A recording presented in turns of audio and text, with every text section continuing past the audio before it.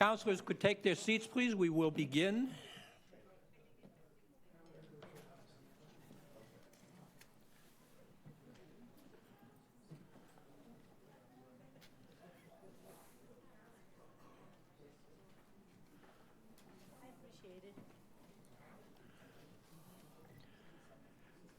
Good evening. I'd like to welcome you to the April 16th, 2026 Barnstable Town Council meeting. This meeting will be televised live via Xfinity Channel 8 or 1070 or High Definition 1072, and may also be accessed via the Government Access Channel live stream on the Town of Barnstable's website.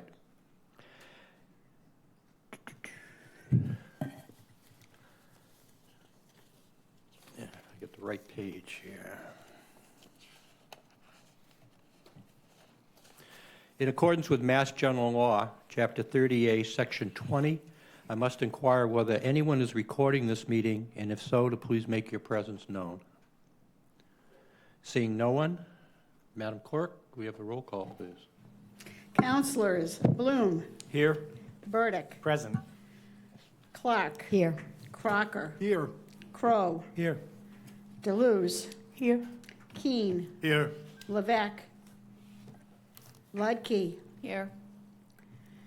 Penn. Here. Scheingold. Here.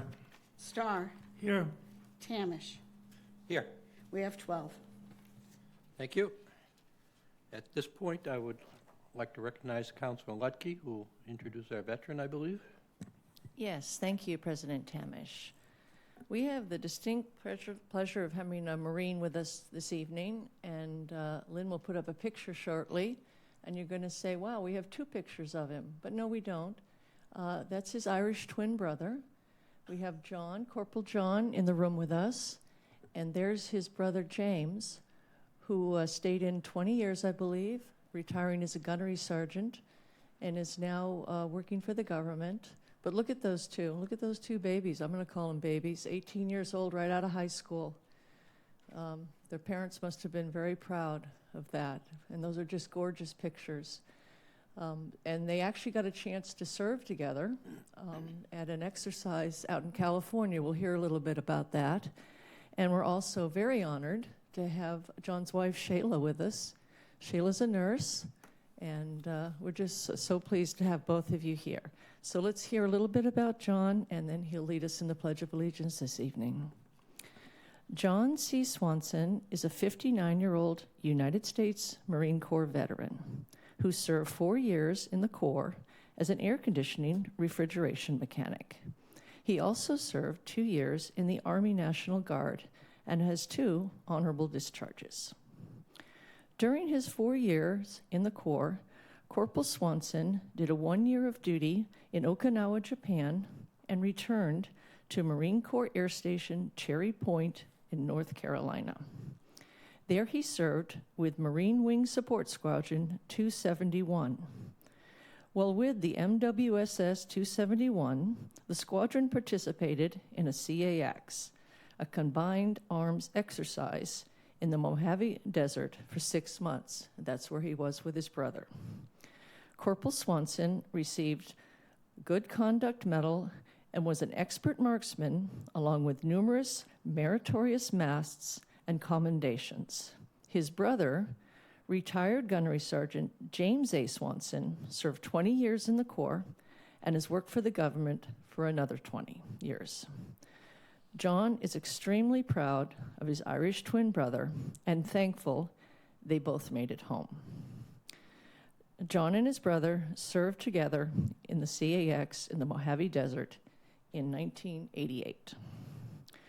John currently lives in Centerville and is married to an amazing, beautiful nurse who makes a difference in many patients' lives every day.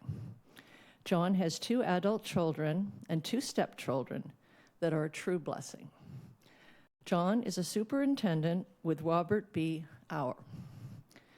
John volunteers with the Nicholas G. Ixaros Memorial Fund and participates in Heroes in Transition, Josh's Boots, and 22 Kill.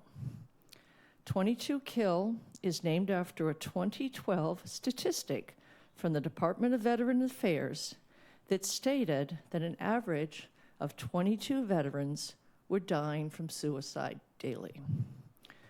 John loves to help fellow veterans and wants everyone to know it is an honor to be here, and he thanks all of you. Let's welcome Corporal John C. Swanson to lead us in the Pledge of Allegiance this evening.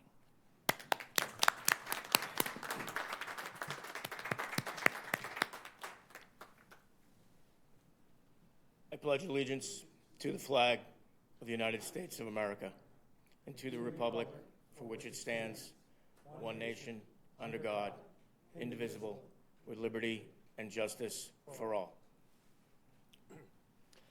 Thank you. Thank you for your service. If everyone could please remain standing for a moment of silence in respect for those who have given their lives for our country.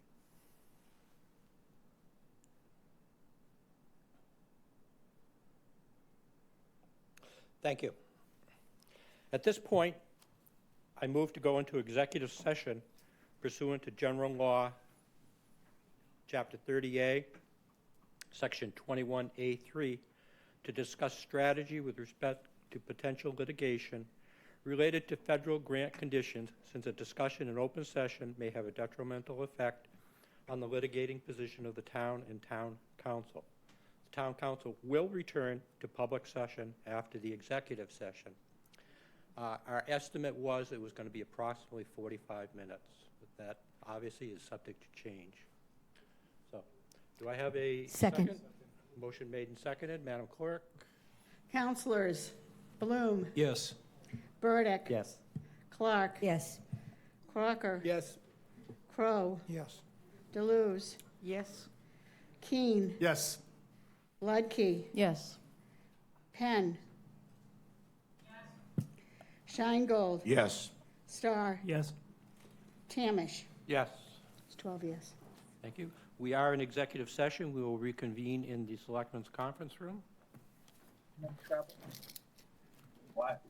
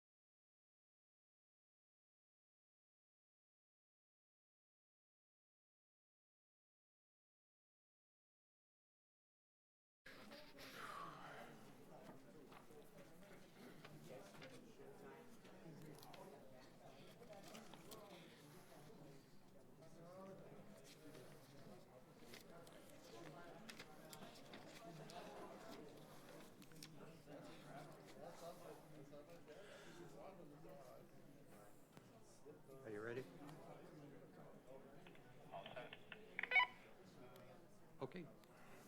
Okay, we will resume the public meeting. We are clear of the executive session. At this point, I would like to open public comment. Please make sure you sign in with your name and village for public comment. Public comment is 3 minutes. Please keep your comments brief and to the point. Written comments are always welcome at council@barnstable.gov and will be distributed to the entire council. If you choose to email an individual counselor, it may not necessarily be distributed to all counselors. I wish to remind everyone that no member of the public may speak without first being recognized by the presiding officer. The public will have an opportunity to speak during the public comment portion of the meeting and during any public hearing on an agenda item. You're free to express your thoughts, opinions, and criticisms during public comment. However, your comments should be directed to the council as a body through the presiding officer. You may not speak directly to any individual counselor. You also should not be addressing your comments to anyone else in this room, not to town staff and not to another member of the audience. Public comment is to be directed to the council. Okay, is there any public comment? Go ahead. Good evening. Alan Feltham from Hyannis.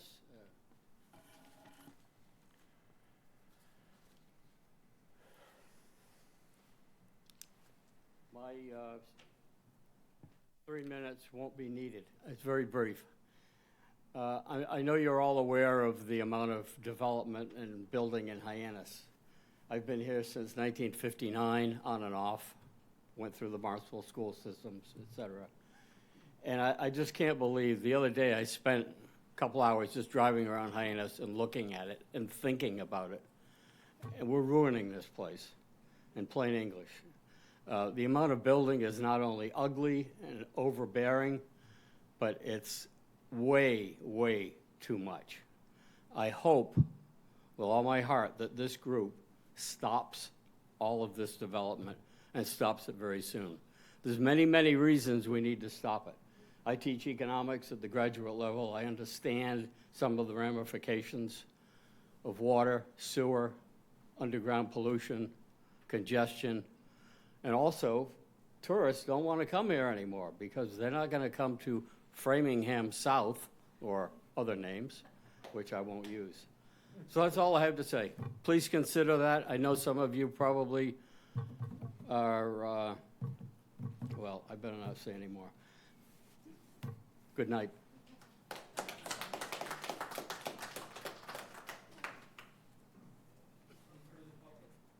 Any further public comment?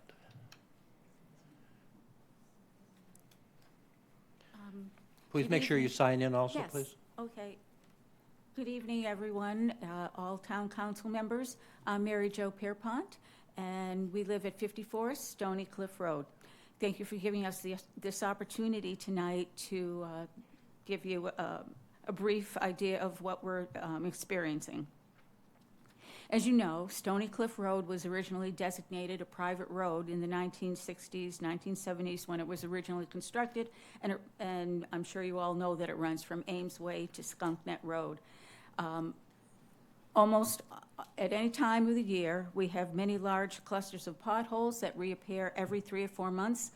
As soon as one of the residents calls and asks for them to be filled, a few months later, they generally reappear.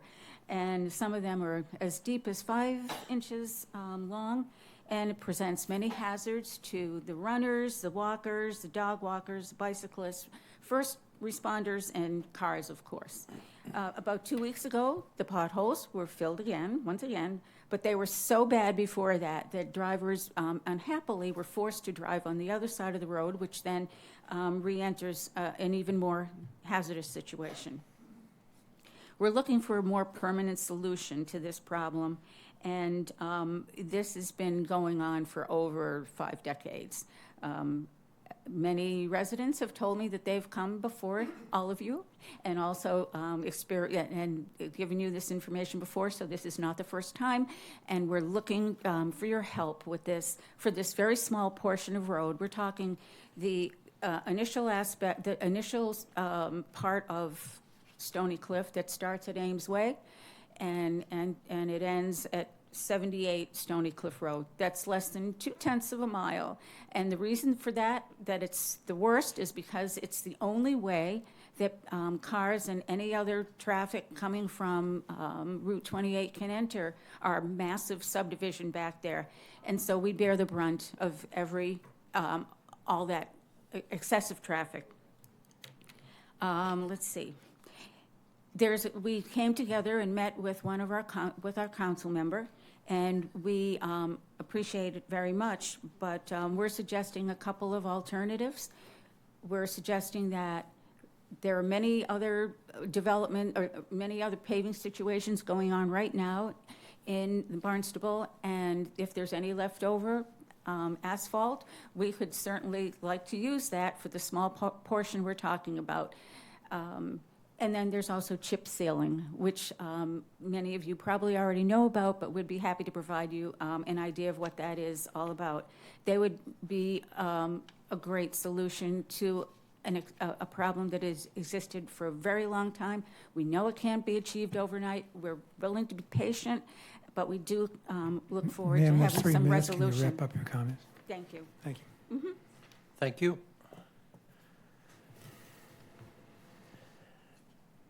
Any further public comment?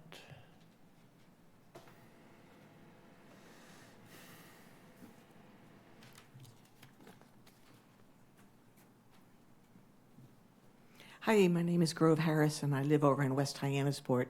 I came tonight to thank the town. I experienced the loss of a couple of trees on my property, but really it was the town's property. And I really appreciate that the town made movement to go and pick up 2 really ancient pine trees. And I also appreciated that it didn't look like a commercial cleanup job. It looked like the town was getting rid of the hazard, and now I have a whole lot of some branches and pine cones. But so I just wanted to say good job.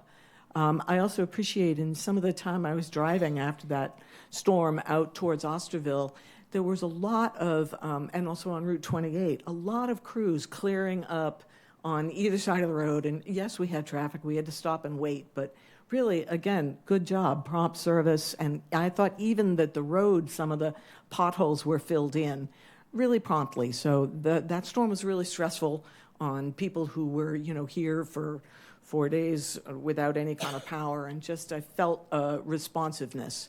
So I wanted to ask for another further level of thinking about what happened then, is because I have neighbors now who are getting rid of brush, and they're burning green brush. Not good. So I just wondered if there's a way that you have to call in and get permits from the fire to say today's a good day. Can we be making the official suggestion that green wood should be left to cure for at least a year before you use your right to burn it? Because the air pollution is just really bad. Maybe some other suggestions around brush, too. I think there's a place that one can drop off brush for a modest fee that's the other side of the transfer station. But this is a perennial Cape Cod problem that isn't going away. So some more guidance from the town would be hard because, locally everybody wants to remember back when I was a kid and we could burn the leaves out in the street and people get nostalgic. But this is not a good time to be nostalgic. This is a good time to be environmentally, collectively doing some right things. I just wanted to let you know that I've been around more, which has been great, but I've had conversations with neighbors, and I've heard a number of really hard stories about people not being able to find affordable places to live, and tough stories. So I just really feel like this town needs to, I agree, not pursue high-end development and not pursue investment opportunities for folks. You have 30 seconds. Thank you. But I think we still need to address the issue of what is a humble, realistic, affordable living space for people who provide services on Cape. I got notified by my dentist because they have not been able to keep hygienists. They keep having to cancel my appointments. I'm now going to see a dentist off Cape, and I feel like that's just a small piece of what's happening here. So thank you. Thank you. Thank you.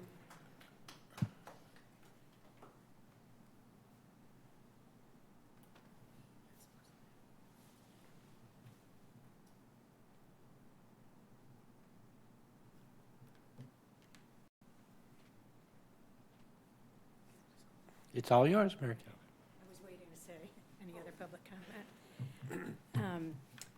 I'll sign in. Most of you, many of you know me. My name is Catherine Bean.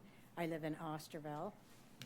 And I ran over here at 6 o'clock tonight because I saw Eric Schwab's post about the water ban. I had a gathering at my house this week, and there were 9 of us. And one person brought up the fact that there was a water ban, and we couldn't use our irrigation systems, wash our cars, blah, blah, blah. And she was the only one that knew about it. And then I learned tonight that the water ban is only for Hyannis, is that correct? So my next question, and I got a little excited about this, is how can we support all these new developments? And it was a great segue from this woman about the affordable housing. I know that the information on current developments can probably be found somewhere through different committees or going through information, but most people won't spend the time to look for it, to dig it in and dig into all the different places you have to look for it. So I was wondering if the town council could put together a document listing every current development that's currently under construction, like the one on Main Street, the one on Stevens and North, the old 7-Eleven place. There are probably others that I'm not aware of. There are quite a few of them over by TJ Maxx and Luke's, is it Walton Avenue or something like that? But if a summary could be made, the name of the development that's under construction, the number of units, the range of rents, okay, and the developer's name and where the developer is from. Have one page that has all of that, and then have another page, proposed developments, with all that information on it too. So there's a place where people, residents, Town of Barnstable residents, the voting public, could see it all in writing, and we could have a conversation amongst ourselves and maybe bring it here or something, because it seems like it's out of control. And with the water situation, we have a ban in Hyannis. I mean, I thought it was the whole town of Barnstable, but now I learn it's just Hyannis. How can we possibly support the kind of development that I see when I drive through town? How can we support that kind of development when we have a critical water issue now? And I thought, coming in here, well, maybe we didn't know we had a critical 30 seconds, water. Kathy. Okay, I'll be quick. But in speaking to John Julius, that's not the case either. So I think that as a group, I mean, you guys are in charge of what's happening in this town, and what I see, I don't think is going to benefit anyone, because I think she mentioned a dental hygienist. I think they get paid quite well. A person working at a pizza place or a server at restaurants, or even a bartender maybe, although they may get paid too quite well. How can you afford $3,200 if your husband is a laborer, you're a stay-at-home mom, and you have 2 or 3 children? Can you really afford $3,200 a month for a 2-bedroom? And where are all these people going to park? It's a serious issue that, one project at a time doesn't seem like a big deal, but when you put all of it together, it's a lot. And we don't have the services. We don't have buses. I mean, we have the B bus. It's too much. And where are these people going to park? Yeah, Kathy, can you wrap it up? Oh, I got to go. All right. So anyways, my last thought would be, I think there need to be referendums on a town-wide referendum for the voters to decide on these projects before they get approved. And there's got to be a lot more publication about what's going on. Because everybody in their Catherine, mind could thinks you finish it's up, low please? feed. Yep. Thank you very much for your time. I appreciate everything you do, and it was nice that lady thanked you.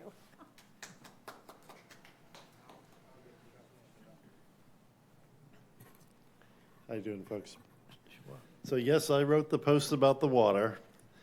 People have been insane about the idea that we can't garden this spring because the multifamily housing that was brought to Hyannis is using all our water.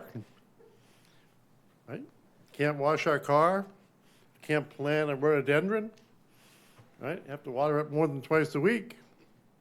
So why is it that we can't garden while these gentlemen in the suits profit from the overdevelopment of Hyannis? Okay? Isn't it time that we stop issuing permits? I understand that the permit for 307 Main is coming up, and that the housing building commissioner is anxious to sign it. And I'm just wondering, whose water are they going to use? Are they going to use COM water? You're all on COM water, right? Why don't you guys kick in some water? There's a connect right by my house. Okay, you know how much water we need? So I did a lot of work on the local comprehensive plan. I was a volunteer. I did research for them. 2019, we had a water deficit of 1.87 million gallons a day. Okay? Now, I was told that that's a paper deficit. Okay? That shortage doesn't matter. It's only a reserve requirement. Okay? So we're short on paper 1.87 million, and that's projected to increase to 3.32 million by the year 2040. So while all this building was going on and all these people with the suits were making all the money, our deficit is growing. You know how much it's going to cost the village of Hyannis to service all this water demand? Okay, we got a $38 million project underway right now on Straightway. $38 million. It's an exceptionally well-managed project. It's necessary. It's actually partially funded by retiring debt, so our water rates are not going up crazy. It's extremely well-managed. But it's going to use up all of our debt capacity You have 30 for the seconds. foreseeable future. And you know how much money we need to borrow? Just for well exploration, I'm sure the Vice President knows these numbers off the top of her head. A well costs $25 million just to test it out. We need 3 of them. That's $75 million on top of the $38 million we're already sinking into Straightway. So, are you guys going to help pay that? There's only 9,400 Hyannis water rate accounts. 9,400 of us are going to have to pay over $100 million to support the guys in the suits. That's 3 minutes there. Thank you very much. Thank you.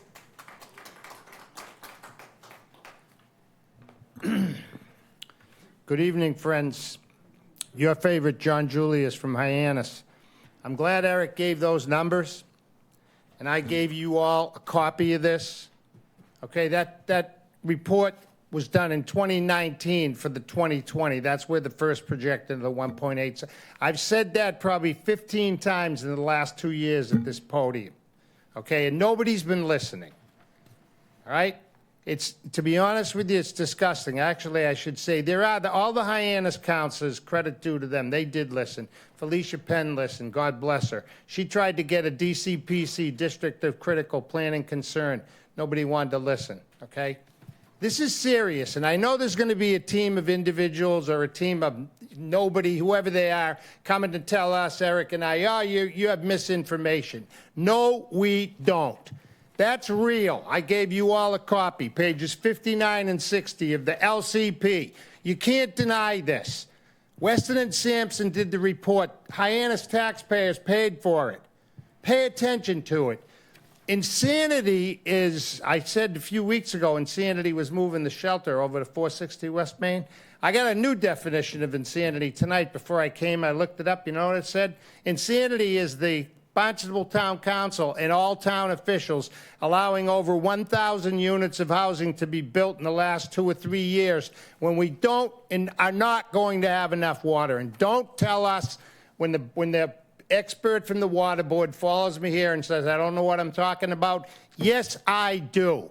And I can read, and I hope all of you can. This is real, okay? I'm really ticked off. Yeah, we get letters telling us you can't use an irrigation system. I can't wash my own vehicle, but the car washes are still going to remain open. That's insanity too, okay? We're sick of it. You know what needs to happen in this town? Something should go on a ballot, and here should be the question.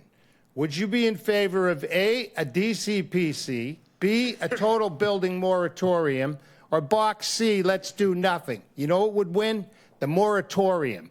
All of you, as our governing leadership, should be in favor of that. You should be with all of us. Go stand at the landfill. Go stand outside a post office and say, hey, my name is John Crow. My name is Craig Tamish.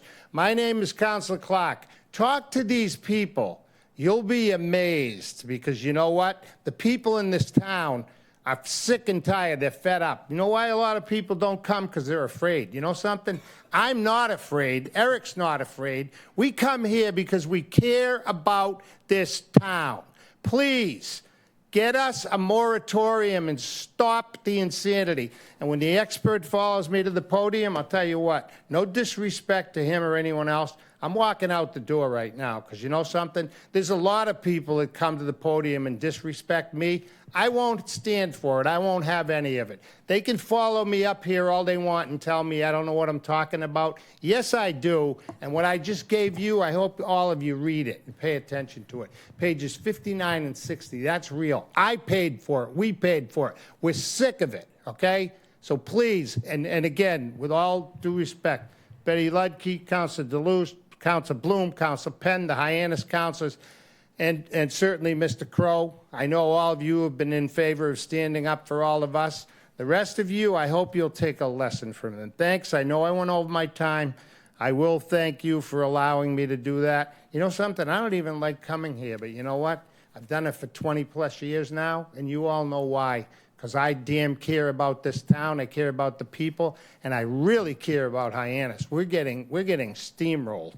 And just read some of the comments. Go talk to people. I'm not just standing here making this stuff up. It's real. It's real. Thank you very much. Thanks, John. Thank you, John.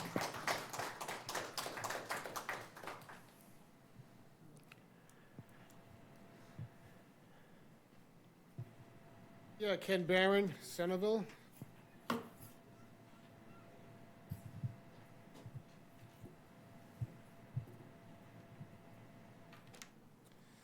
Okay, I too have lived on Cape Cod for over 50 years. Got kids here, grandkids here, so I'm very concerned, like a lot of people in this room and a lot of people on Cape Cod.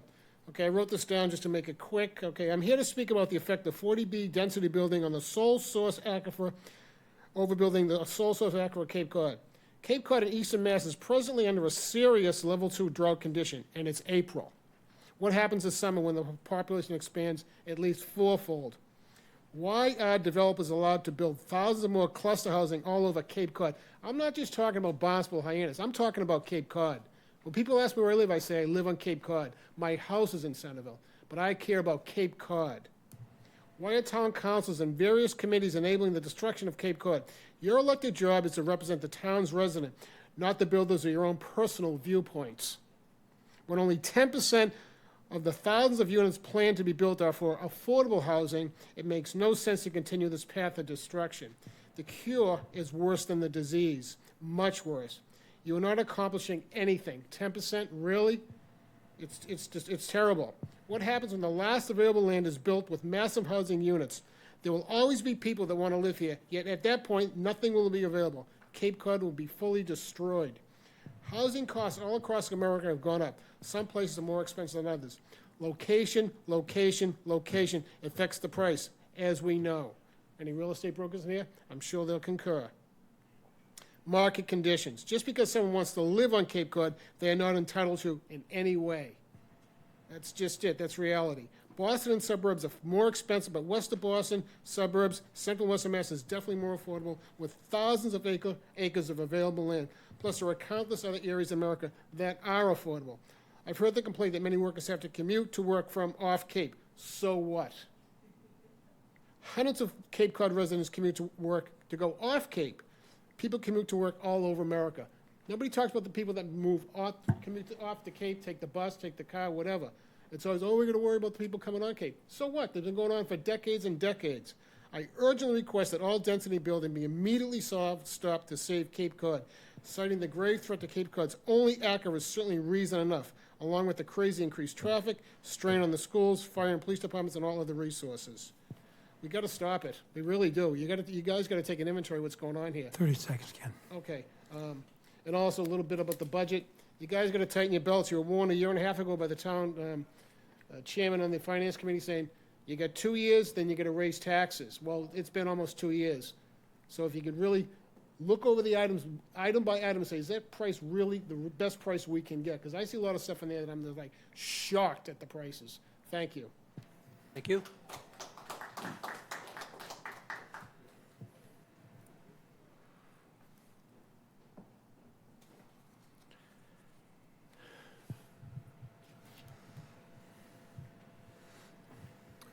Good evening, councilors. Bob Schulte from Centerville. Thank you for the opportunity to speak to you tonight about something other than zoning. Thought I'd switch it up. Given the amount of media coverage received by this topic, you are no doubt aware that in November of 2024, 71.4% of Massachusetts voters voted yes on question 1, authorizing the state auditor to audit the Massachusetts legislature. According to election results issued by our town clerk, and Quirk, Barnstable voters approved question 1 by 65.4%, or 2-to-1 margin. Inconceivably, the Massachusetts state legislature is currently the only state entity that does not permit oversight by the state's auditor's office. Recently, the select boards of our Cape neighbors in Yarmouth and Harwich wrote letters to representatives of the Massachusetts legislature. In their letters, they requested the legislature to honor the will of the people of Massachusetts and immediately allow the state auditor's office to move ahead with this much-needed and overwhelmingly supported independent audit of the Massachusetts legislature. I don't have a complete list of Massachusetts cities and towns that have written to the legislature in support of the audit. However, in addition to Harwich and Yarmouth, as of 2 weeks ago, I know that Reading, Somerset, and Wilmington have. Additionally, it's been reported by the media that numerous other Massachusetts cities and towns are planning to send letters to the Massachusetts legislature. As the elected representatives of Barnstable, of the residents of Barnstable, I believe you have the responsibility to formally acknowledge the will of the town's voters who voted 2-to-1 in support of question 1 and an audit of the legislature. Therefore, I'm asking one of you tonight to make a motion and the rest of you to support it, to write a letter addressed to Speaker Ronald Mariano and Senate President Karen Spilka, requesting them to immediately allow the state auditor's office to proceed with the audit authorized in question 1, which was overwhelmingly approved by both the people of Massachusetts and the town of Barnstable. I have a copy here of the town of Yarmouth's letter, as well as a statement from the town of Harwich. As always, thank you for listening and for all of your time and hard work on behalf of the town and its residents. Thank you. Thank you. Any further public comments?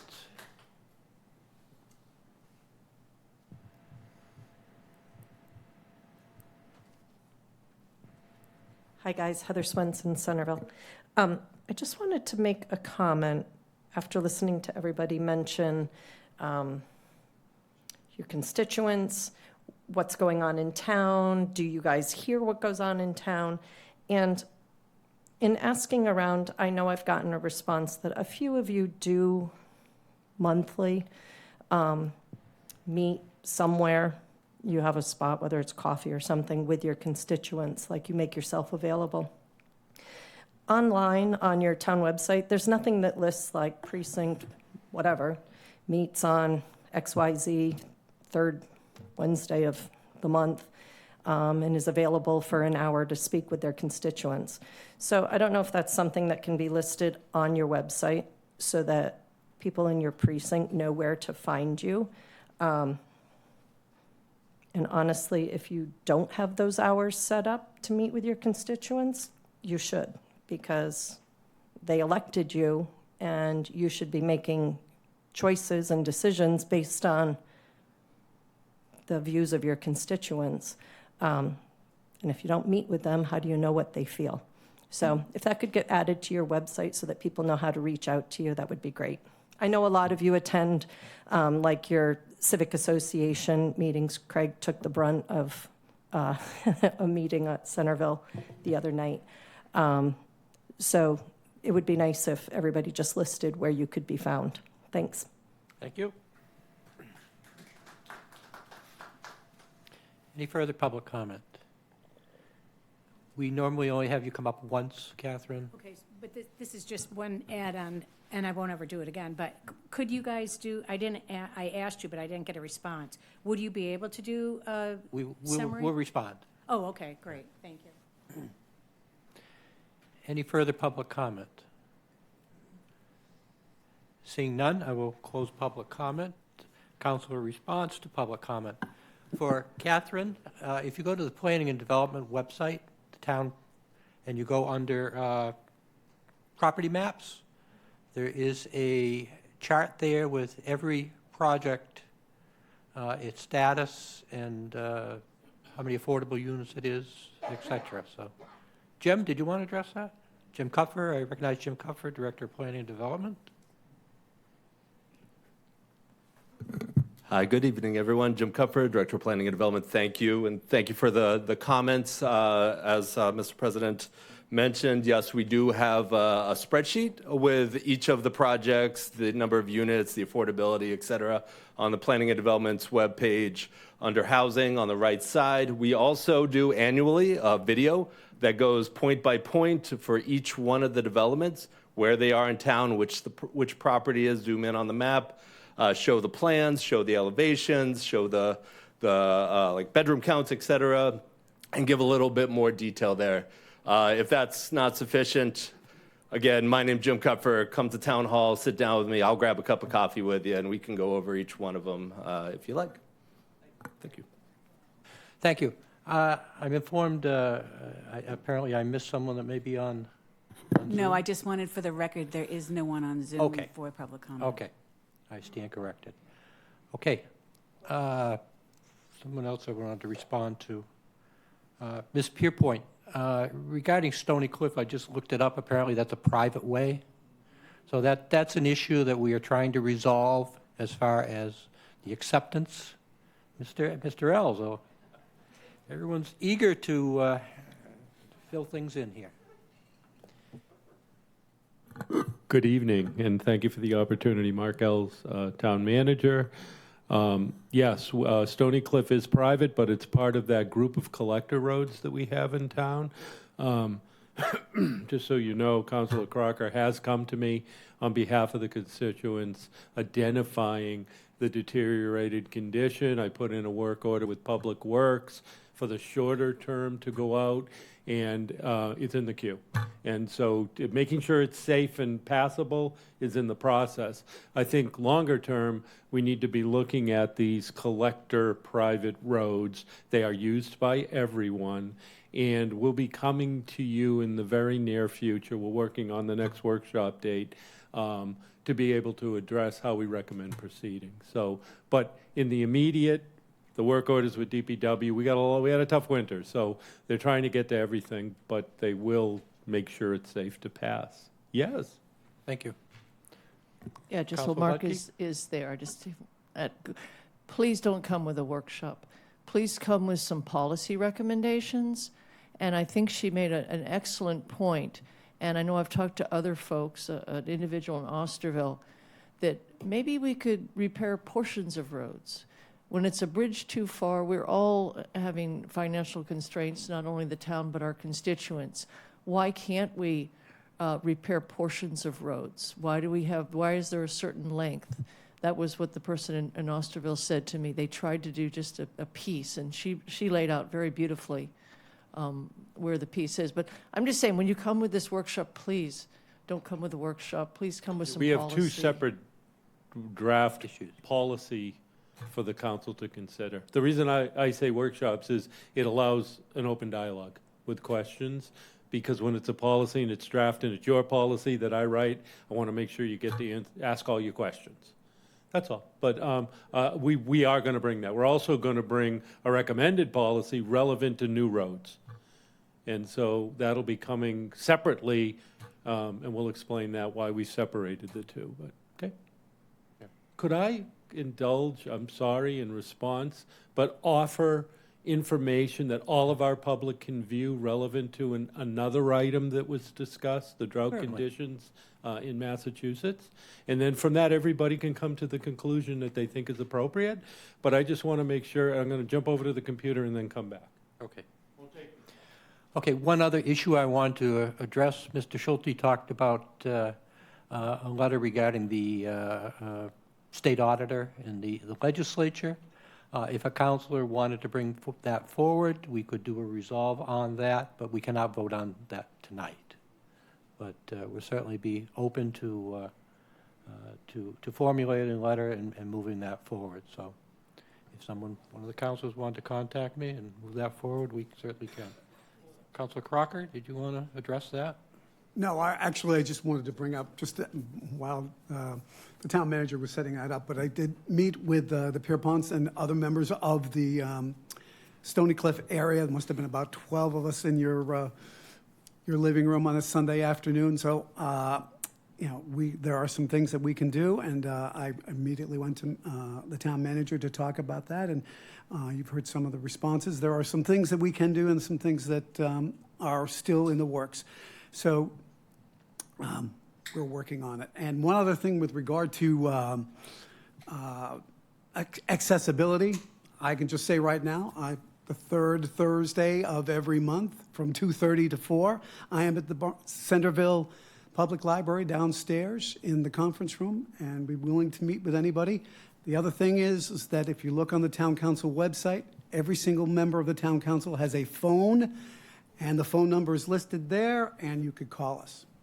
And an email. And the email, of course. Yeah. Councilor Deleuze? Yeah, just a response to public comment. I am with all of you. With the building is too much. When you have a water restriction, what happens if you're working? Maybe in the young lady's area, you get lucky enough to get some leftover asphalt. You'd like to take a shower if they put it in on a Monday, but no. You can't shower on Monday. You have to wait till Tuesday. It's ridiculous for grown people and people who've been living here and paying taxes not to have water so people can build. If you can't afford to water new buildings, don't until you get a handle on the rain deficit or drought deficit. It's not new. It's been going on for years. And really how asinine and inconsiderate for the town to let these buildings go up, knowing that there's a water deficit. What's wrong with everybody? I mean, really, what's wrong with people? Oh, it's not in Hyannis. How about you, Centerville and Osterville, folks? I bet you want to shower a couple days a week, huh? It's inconsiderate. It's downright inhumane. And it's wrong, just plain wrong, to treat your fellow citizens that way. No, I'm going to do it. And all of you know I'm pretty much disgusted with a lot of people up here and in the town. Thank you. I'm with you people out there, not the builders. Mr. Ells, did you want to continue? I do, and Rob Steen's here as well in case you have detailed questions. What I wanted to share with the council and the public is that the state of Massachusetts is in varying stages of drought, and Cape Cod is a level 2. So this is on our website, so you can find it, but what I'd recommend to people is to go onto mass.gov, and all you got to do is type in drought declaration. And wherever the state is at that time, relevant to geographically the entire state, it'll tell you. And it'll show you a map that says Cape Cod is level 2. Now, what does level 2 mean? Level 2 means that every water provider needs to take certain actions to make sure that we don't make the drought condition even more problematic for us. And how do we do that? We reduce water use. Now, the reduction in water use isn't indoors. The reduction in water use is outdoors, primarily watering your garden. It could be washing your car. It could be other areas. The state outline, that's why I say go to mass.gov, because this is a nice map on our website, but go to mass.gov and look up yourself what the state of Massachusetts says every provider of water in Massachusetts needs to do. Our water board, back on March 17th, came forward and is doing exactly what the state of Massachusetts says we have to do because we're in a level 2 drought. Has nothing to do with development.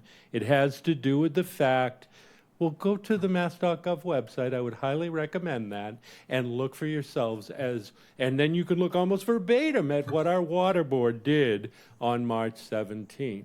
Now that news comes forward and we're having this discussion tonight, and I just want everybody to have accurate information as to why our water board would do that. One more point of information.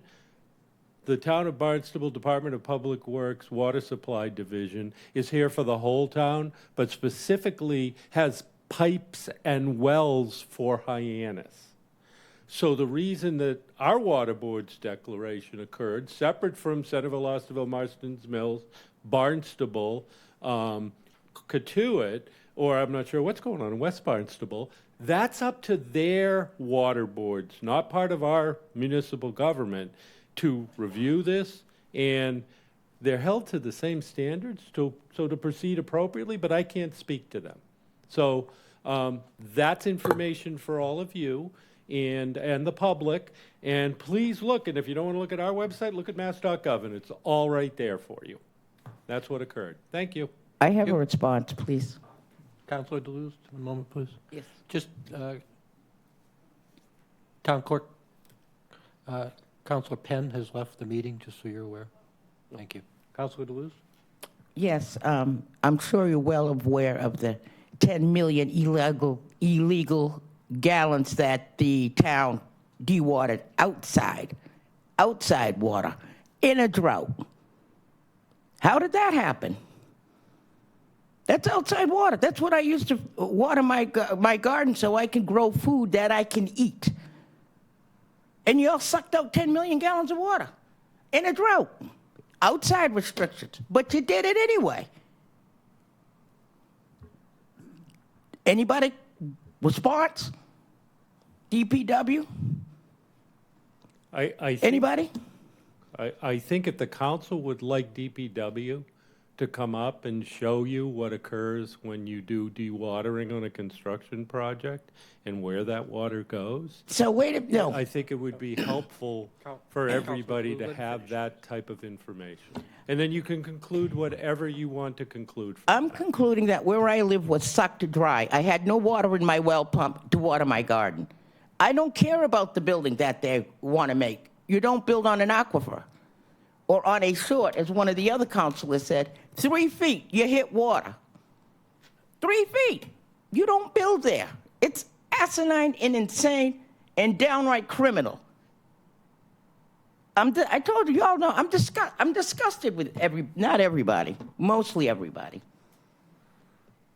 It shouldn't have happened. Not there, not in a drought, and then tell me I can't water my garden.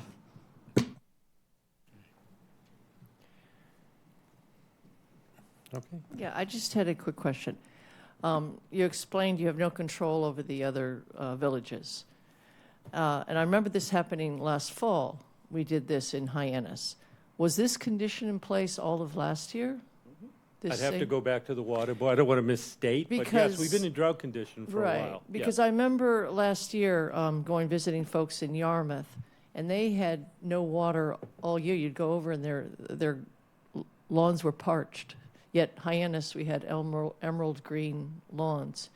And then we also said that we're not going to enforce it, because I remember the conversation was, well, you're going to have to advise us when you see violations, because you're not going to go out and seek out violators. Is that the same case that we've put this out from the water system? How are we going to enforce this? I believe my answer to you, well, first I went to DPW and asked whether, when identified, if people were using outdoor water inappropriately, were we taking action? And the answer is yes. And I told that to you, Counselor, and you said back to me, yeah, but we see this happening and we see it reoccurring as I drive through my neighborhoods. And I said, well, let me look into that. And we did look into that, and those people were actually already listed. They went through an educational warning and then a warning, and then it was, I don't know what went beyond that educational warning. I would imagine that will be the process that we will be following again.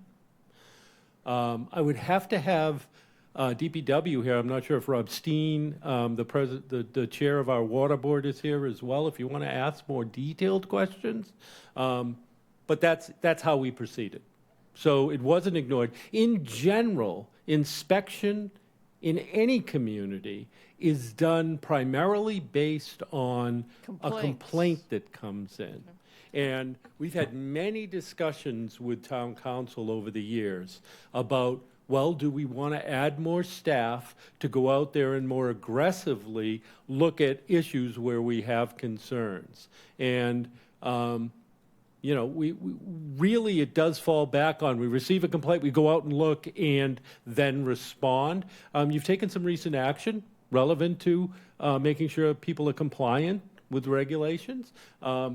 We can continue that discussion, but it's going to take more people to be able to go out there. We have a large community geographically, and certainly to be looking everywhere, it helps to have eyes and neighbors. And we do listen, we do record, and we try to take appropriate action. We did last year relevant to water usage.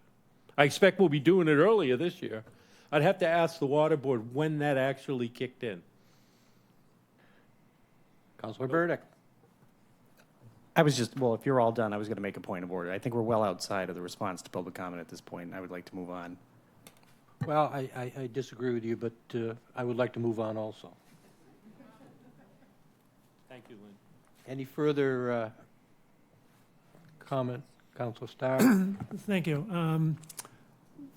The Hyannis, the Barnstable Municipal Water System that covers Hyannis, they put out an advisory about water usage. The other three, I called all the water departments today. The other three haven't put out advisories. It has to do with a pumping permit. They got their pumping permit from DEP renewed within the last 3 years, and there's a mandatory requirement that they put out restrictions on water use. The other three water districts in town, except for West Barnstable, excuse me, don't have that same restriction. So they put out sort of restriction lights. They put things out on their websites and just make some suggestions. So it's Hyannis that's put out the restrictions. This restriction, the drought is a Cape Cod-wide drought that's based on baseline studies of USGS wells that are there's one by Dunn's Pond. They're all over the Cape, and the state looks at precipitation, how much precipitation we get, and they look at the top of the water table, and they, based on that, Truro, everybody is in a drought, but that doesn't mean we don't have enough water. Right. Thank you. So that's what I'll say. Thank you. Councilor Crowe. I'm always one to tilt at windmills, so I want to ask that we as a group consider Mr. Schulte's a letter to the state about the auditors, about having making them go through with it. But I don't believe it'll ever happen, but I'd like to see us on that side. Okay. Yeah. We can talk Yeah. after the meeting. Okay. I would second that if required. All right. We'll move that forward for the next meeting. Councilor Ledke? Just one more thing. I think Grove Harris made a very good point. I don't know about the approvals of burning brush, but I think her her point about a warning or a caution about burning the green brush is very appropriate. I don't know who the authority is. I don't know if Mr. Ells knows who that is, but I think that would be wise to put out some sort of cautionary message through whatever authority is required for that. I believe that would come through the fire districts, and they do have, and the Department of Environmental Management also has rules regarding what can and cannot be burned. so I'll speak with perhaps- fire and conservation, and we'll make sure we give good information out for people, okay? Okay, thank you. Yep. Councilor Sheingold? Your microphone, please. I hesitate to weigh into this, but just from some work that I did really over 10 years ago, I think in some other states, the auditor for the legislature reports to the legislature, and here in Massachusetts, the auditor is part of the executive branch, and I think that's one of the issues. Different states have different situations, and I haven't really looked into the merits of this, but I think you mentioned Massachusetts is the only state entity, but it varies by state, and I think some of the issues is a separation of powers issue. Yeah. Thank you. Okay. One thing I failed to mention regarding public comment, we received one comment that was distributed to all the councilors from Save Our Cape regarding the airport articles. Okay, moving on to town manager communications. What I would like to do, we all received the town manager communications. This week it was on Tuesday. Instead of going over each item in the town manager communications, because they are sent to all the councilors, for the public, they are available on the town's website. If you go to town manager and then town manager communications, they're all there. And the video version, if you go to the government access channel, the live video immediately before the meeting is available, and a recording is available, and you can go back and view all of the past town managers' reports too. So just in the interest of time, I will announce that where they're available. But obviously, if any counselor had a question for the town manager and would like to ask it, they're more than welcome to. But I'm not going to go over and just recite the entire town manager's report. So, Can I just Council Starr? one update that I talked to Mr. Ells today. The Senate Bill 3050 that he mentions has passed the Senate and is now headed to the House, and he will keep us surprised of when and if it would be good for us to support that. Okay, thank you. Thank you. Thank you. Anything else on town manager communications? Can you tell us what 3050 is? Can you tell us what 3050 is? That's, go ahead, Mr. Ellis. Did you want to? Just want to know what it is. It's the environmental bond bill. It is a funding source for multiple things, but one key aspect of it was for DEP, intended use plan, wastewater projects. We needed them to, because the federal funding is ending in 26, and the subsidies that may be coming in the future may not be there.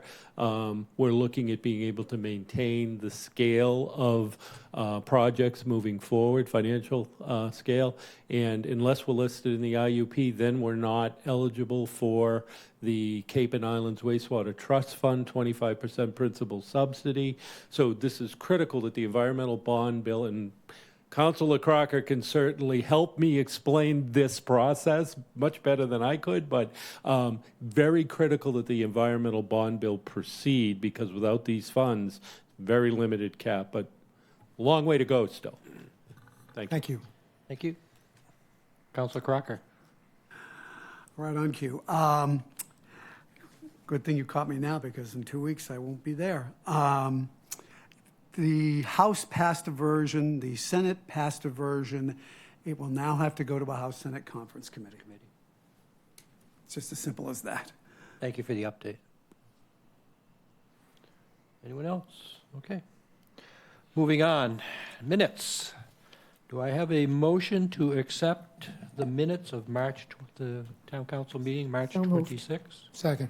Motion has been made and seconded. Any discussion on the motion? Any corrections or additions? Seeing none, Madam Clerk? Counselors Clark, Yes. Crocker, Yes. Crow, Yes. Deleuze, Yes. Keen, Yes. Levesque, Yes. Ludke, Yes. Scheingold, Yes. Starr, Yes. Tamish, Yes. Bloom, Yes. Burdick. Yes. It's 12 yes. Thank you. Okay, moving on, communications. We do have a presentation by Mark Milne, Attorney Nober, and Ian Quirk, our town clerk, regarding fiscal policy and revenue strategy. Is there anything anyone would like to address prior to that or while they're getting set up? Councilor Starr? Thank you, President Tamish.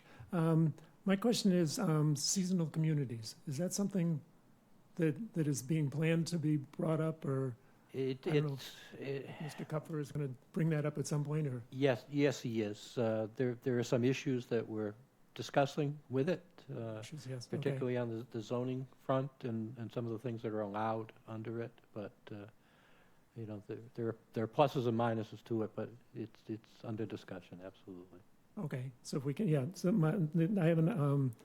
What about whatever happened to the issue of lowering speed limits in town?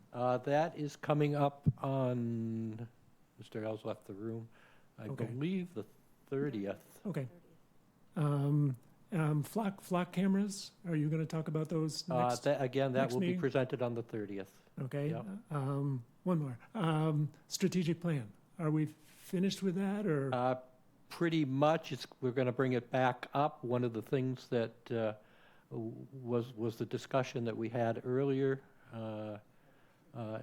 because that is in the strategic plan. So we want to try to get that squared away before we put the strategic plan out that has information that perhaps should not be there. That's one particular aspect of the plan, but I just think it's in too much of a draft form, and we need to spend more time with it. We will. Okay. Absolutely, we will. Good. Thank you. Yeah. Councilor Ledke? I would request that the speeding item not be covered on the 30th, if you're referring to the 30th of April, because Councilor Crocker and I are working on that together, and he's not going to be at that meeting. So I think he needs to be there because he and I have met with the constituents, and I'd like him there. My name and $5 can get you a cup of coffee just about anywhere, so you can go on without me. Well, Councilor Crocker, I will leave that up to you. Would you like to have it on the 30th, or would you prefer to have it on the first meeting in May? I would prefer to have it on the first meeting in May. If we need to straw poll the council, whatever. All right. Well, we aim to please, so we will move that to the first meeting in May. Thank you. Okay. Okay. At this point, I would recognize who is Madam Clerk or Mr. Milne. Thank you, President Tamish, and good evening, councilors. Thank you for this opportunity tonight to be back before you to continue our discussion about financing the comprehensive wastewater management plan. Is the video and my audio working okay? Yes, it is. Okay, thank you. Thank you. So back in January, we had our initial presentation about our recommendation going forward for funding the next several years of the CWMP. And in that, we had a slide with a few recommendations, the next recommendation being to conduct a workshop on election procedures and ballot initiatives. And so here we are. That's our topic of discussion for tonight. But I also just want to point out that the additional recommendations that we made were to request our Comprehensive Financial Advisory Committee to report back on our recommended fiscal policy strategy, by the summer. In fact, the CIP subcommittee, which just issued their report to you, recommended that we initiate procedures to bring a revenue enhancing tool to a vote no later than the spring of 2027 to continue the implementation of this program. We also suggested that the town council could take a vote sometime this summer on whether or not to place a ballot initiative. And we also recommended that possibly holding the special election on a ballot initiative would take place in the spring of 2027. So I would like to just begin by framing the issue. We have created a problem on the Cape, and nitrogen from our bodies is polluting our waterways, and we all contribute to that problem. Current septic systems are not designed to remove nitrogen. They're built, or over time, this has compounded, and the effects of things people care about, and it's compounded and affects the things people care about, like our beaches, our natural habitat, shell fishing, and home values. Septic systems do remove pathogens and solids, but not nitrogen, and they allow nitrate to pass into our groundwater. The state requires us to address the nitrogen pollution. These regulations, they require us to reduce that nitrogen to meet established limits known as total maximum daily loads, which you've often heard referred to as TMDLs. And these targets are not optional. We need to make sure that we meet them. This plan is not about enabling growth or density. It's about compliance with the regulations. Modeling has proved out sewering. This is the only approved approach that we have. Our public works professionals have run the models. They've attempted different hypothetical scenarios, and modeling shows that in Barnstable, which is the only approved, proven method to meet the required TMDLs, is traditional sewering. Our CWMP has been approved, and it's the roadmap that we're following. Sewering removes all the necessary nitrogen, not just a portion. And upgraded septic systems, or also known as innovative alternative systems that are currently available, cannot solve this problem. This is a shared responsibility. We all contribute to the problem, and ultimately we will all benefit from the solution. One path forward is a community-wide investment to fund phased long-term solutions, and that's what we're recommending tonight. Failure to proceed will have financial, regulatory, and community-wide implications.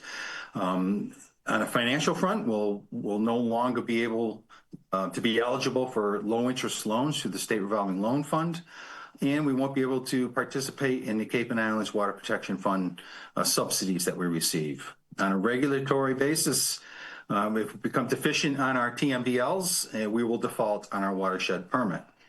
And on a community-wide basis, the community-wide implication, that is, the state then will require homeowners in nitrogen-sensitive areas to upgrade septic systems at significantly higher individual cost and on a shorter timeline. And economically, this program is designed to protect ultimately our property values in our economy. People come here, again, for our water resources and enjoy our natural habitat. So the CWMP has to happen, and a recommendation to continue the financing for this program is our main topic tonight. So here's what we've invested to date: almost $400 million, 25 projects, including what you just approved as part of the fiscal year 27 capital budget. The annual debt service for these projects is expected to grow to over $12 million by 2033, and program management costs, which manage the implementation of this program, is expected to grow to over $4 million by 2033. So that's $16 million on an annual basis a few years from now. So how do we pay for that? Well, we've dedicated nearly $6 million in property taxes. To date, we have about $6 million in meals and rooms taxes. that have been dedicated to this program. Sewer assessments are expected to generate about $1 million a year, and subsidies and other revenues are expected to generate about $3 million a year. So we have everything that's been appropriated to date, 400 million, 25 projects, and what the cost of that is going to be covered with existing resources. But we need more resources to continue with the implementation. This is the next round of investments that we have for fiscal years 28 through fiscal year 31. These were included in the capital plan that you received a couple of months ago. It's another $321 million. These are the numbers. They're a little bit higher than what you saw in your capital plan because we've built in a 5% factor for inflation.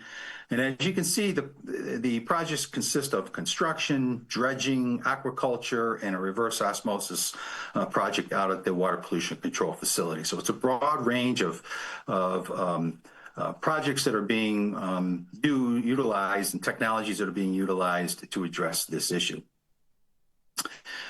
You saw this slide in the CFAC's recent report. These are the three revenue pillars or options that we have to generate additional resources to help finance this next round of investment. We can either put a debt exclusion on a ballot initiative, a water infrastructure investment fund, or a stabilization fund override. Our recommendation is a debt exclusion override. Debt exclusion overrides guarantee and restrict the funding source for all the projects listed in the capital plan for fiscal year 28 through fiscal year 31. This additional taxing only takes place if project costs are appropriated and the borrowing authorization is made by the town council in the future. The additional taxing expires at the completion of the loan payments, and it provides for a gradual increase in the tax levy as the loans are staggered and they're issued over multiple years, where the other two options require a one-time significant increase to the tax levy. This option also spreads the costs across all taxpayers, including real and personal property taxpayers. 3 of the top 4 taxpayers in the town of Barnstable are utilities, and most of their tax base the tax bill is based on personal property. So they'll share in the cost of this as well. This is what the tax bill impact is projected to look like for this next round of investment if it is approved. We don't expect the loans to begin hitting our books by until fiscal year 23. And as you can see, those loans gradually get added to the tax levy. They start off at about $600,000 in fiscal year 33, and they grow to and are capped at $8.28 million by fiscal year 39, and then they stay at that amount for about 30 or 28 years, and then they decrease to zero a couple of years after that. And these all include the subsidies we expect to receive from the Cape and Islands Water Protection Fund. This example shows what the tax bill impact, what the tax rate impact is each year, and what the quarterly tax bill impact would be for residential property qualifying for the residential exemption. So that starts off at about $3.80 a quarter at the beginning of the program. And by the 7th year, it's about $49, almost $50 a quarter for a median residential homeowner. So for the debt exclusion procedures, a 2/3 vote of the town council is required to present a question to the electorate. It may be placed on a regular or special municipal election ballot or on a state election ballot. The town clerk must receive a written notice of the question being placed on the ballot at least 35 days before the date of the election. And if it's going to be added to the state ballot, the Secretary of State must be notified by the first Wednesday in August preceding that election. The form of the question. Exclusion questions require a statement of purpose or purposes for which the monies from the debt issue will be used. The purpose must be described in a manner that enables voters to determine the debt obligations covered by the question. So we need to spell out what the projects will be. Therefore, the borrowing or spending purposes in an exclusion question must describe the particular projects being funded by the question. The purpose cannot be used to provide voters with information on the impact of an unsuccessful vote on the question or the underlying events or circumstances that may cause budget difficulties. Nor may it be used to promote or advocate for the exclusion. The town may place as many questions on a regular or special municipal election ballot as it chooses. As far as the relationships to appropriations go, an approved debt exclusion does not authorize or require spending for the purpose in the question. The spending decision is made by the town council, and they will determine whether or not this additional taxing authority is actually used. These dollars are considered earmarked because they cannot be raised on the tax levy unless the town council subsequently appropriates them for the purposes stated in the question. The use of the additional tax authority is a debt exclusion covers the debt service on the amount of borrowing authorized for the stated purpose at the time of the election. This includes payments on principal and interest for the loans. A debt service on any additional borrowing above the amount fixed at the time of the election is not covered unless it's a modest amount attributable to inflation, new regulatory requirements, or minor project changes, or another debt exclusion is approved by the voters. The additional taxing authority will expire when the loans are paid off. Debt exclusions apply to every taxpayer, including residential, commercial, and industrial, and as I mentioned earlier, personal property as well. If multiple projects are included in the vote, the additional taxing authority is gradually added to the tax levy as appropriations are made and loans are issued. And taxes assessed by water and fire districts within the town are not subject to the debt exclusion. So here's a sample of what the ballot question would look like. Shall the town of Barnstable be allowed to exempt from the provisions of Proposition 2.5, so-called, the amounts required to pay for the principal and related interest on bonds issued in the aggregate principal amount of $321 million, those costs of those 12 projects I showed you previously, in order to, and then we would list those projects and the dollar amounts for each one. And the question is answered simply yes or no, and a majority vote of the voters is needed to pass. These are the future eligible election dates for a debt exclusion. We have a state election ballot coming up on November 3rd, 2026, but I think Clerk Quirk will likely tell you that this is not going to be feasible. I think the state ballot is going to be a very large ballot. And this question probably deserves its own ballot because it deserves the scrutiny of our community. It shouldn't be buried on a state election ballot. We have a November 2nd, 2027 town election, but that's most likely that's going to be too late for this decision. And so our recommendation is to schedule a special town election sometime in the spring of 2027. If there's concern about not enough of our snowbird residents being around, we could always push that off a couple of months into, say, May or June to make sure that most people are back and are aware of the issue. And again, approximate cost of a special election is about $40,000. So at this time, I'm going to turn it over to our town attorney, Karen Nober, who's going to talk about some of the things we can and cannot do regarding ballot initiatives. Karen. Thank you. Attorney Nober. And who's controlling the slides? You are? I have it, Karen. Oh, you have it? Okay, great. Yep. Good evening, Karen Nober, Town Attorney. So promoting or opposing a ballot question is considered election-related political activity. And the state campaign finance law, which is General Law, Chapter 55, and the conflict of interest law, which is General Laws, Chapter 268A, both govern such activity. They say slightly different things, but between the two of them, they create a lot of rules. So the laws are typically triggered once the town council decides to place a question on the ballot, but it may be sooner if a ballot question is anticipated. And so I think the conservative approach for the council is to assume that the laws apply now, because I do think a ballot question is at least anticipated.